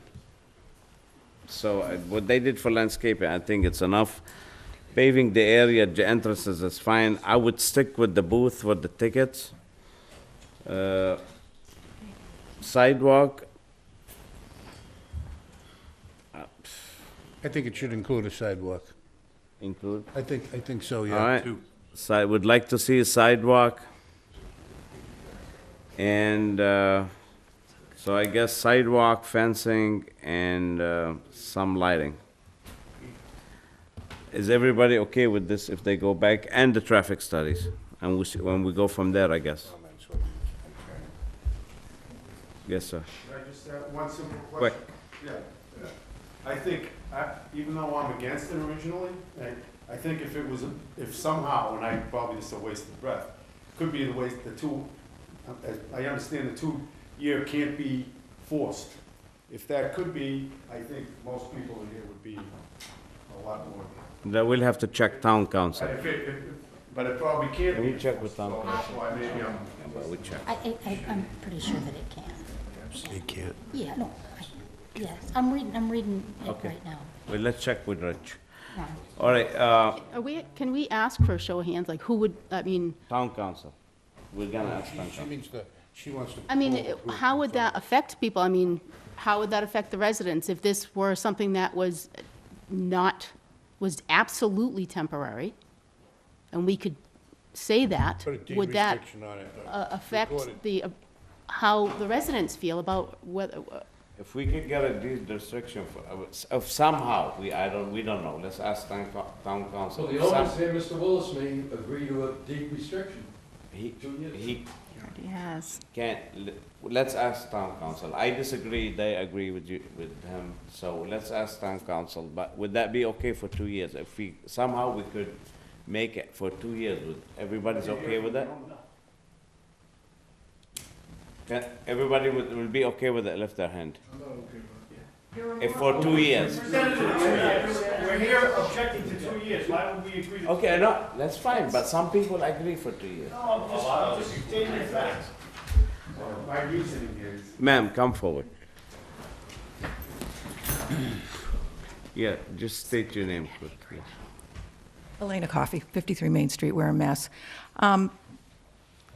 You're asking for a show of hands and a good faith intent on the part of the owners to react and respond to what Verilife is putting forth this evening.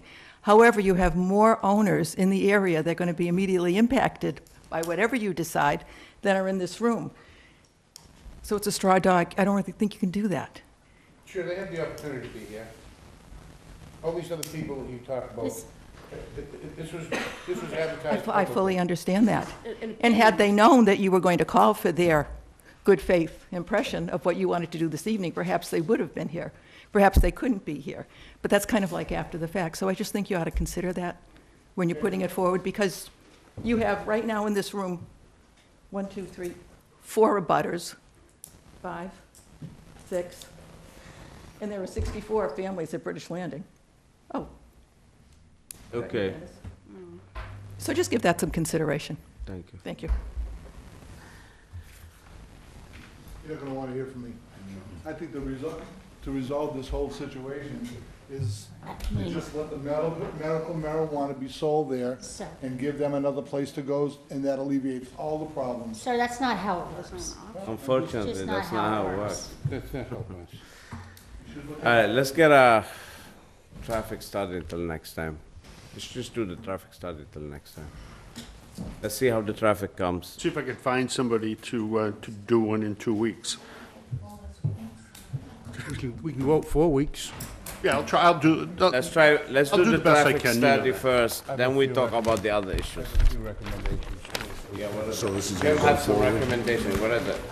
I already mentioned, folks, Gentlemen, hello? this meeting is not closed. Okay. Thank you. I mentioned earlier that I think that the sidewalk is prudent. I also think it would be prudent to make the southmost entrance, if this parking lot were for Verilife or for a 15 or 16 slot marina, I still think it would be prudent for this parking lot to have the south entrance an entrance and the north entrance an exit, so that there was one-way traffic all the time and signs marking it that way. That's just my observation. I think that, personally, I don't think the gate is necessary, but if everybody wants it, I don't oppose it. I make the comment that the applicant has no stronger motivation to find alternate parking than this parking lot being declined. Then they have a very high motivation to look elsewhere. So that bears heavily on my mind in my process of making a decision. I know that if I tell my son that he doesn't have to do homework until 9 o'clock, 10 o'clock I can remind him, although I don't have a son that does homework. I mean, museums. You got my point. I know that if I tell a child he can have a lollipop in 15 minutes, in 2 minutes he's eating it, and that's human nature. I feel that I'd be a lot more comfortable approving this plan if it came before me as a parking lot for a 15 lot or 15 slip marina by the landowner. And I feel as though it would be accepted by the neighborhood more. So I personally would have had no problem voting in the affirmative for this application had it come from Mr. Willis, I'm sorry, and had it been to put in a 60 car parking lot to support a 15-lot, or 15-slip marina, which I believe already exists. So that would be, to me, that would be 100% acceptable. I feel that Section 398 does, in our bylaw, does say, use variances are not allowed for any marijuana establishment. This isn't a use And this variance. plan says, property, Verilife parking only sign in 2 places. So I feel that if this parking lot is approved, there are people in this room tonight that are gonna run within 20 days and file an objection. So what? So we're kicking the can down the road. So I'm just telling, so what? So that's what I feel. That's the nature of any decision. I mean, and perhaps they can get injunctive relief and prevent them from doing it, perhaps they can't, but I'm just, I'm finished. I'd like to wrap up. All right, let's try to get a traffic study, come back 24th. Is 24th good? Gonna try? Sure. And I'd also like to add, with the traffic study, also the, like, we had mentioned the sidewalks, to Let's keep the see. pedestrian traffic from where they propose all the way to the front of their entrance. Let's see how the traffic study does. Okay. And we'll come back with the others. All right. All right? All right, let's make a motion to continue to 24th. 24th. Continue 24th, Jim. Somebody wants to make a motion? Moved by Jake, second to continue 24th. Do I have a second? I second. Second, all in favor, say aye. Aye. Aye, oppose, Abstain. abstain, so 4-0-1. Wait, what did we just say? So, we'll go till, 24th. 24th. Thank you. He's getting tired. Thanks very much for your time. Time limitation. Should- I'll just read it you in shouldn't. CLE. Didn't I read in that thing, you're You supposed to could, hit I the mean, timer? well, it's in the plain language of the statute. I think Nazi's implying that it implies to. It says you can It says, control on time. yeah, right. Right. I I'm mean, new to you it, but can, I'll you be can better on condition, the it- next one. they've allowed you people to condition it on ownership. So, you know, if you sell it, Right. it ceases. I don't, I Yeah, feel I like wanna this know. is rushed. I'd rather see them go to full permitting with I get it now. boat slip proposed. All right, guys, let's make a motion to Where they plan on putting this building. adjourn. Motion. I don't think they know what they're gonna do with it. Exactly, so that's why I'm thinking as a developer, I make a Pay motion to, attention, please. Veronica. Veronica, I'd like to see what their lease. gonna make a So motion they got to at least adjourn. 2 years, or is he gonna tell them, I want a 10-year lease? Have a We only second. guarantee 2. Second. All in favor, say aye. Aye. Aye, opposed, we draw adjourn. capital. We have to.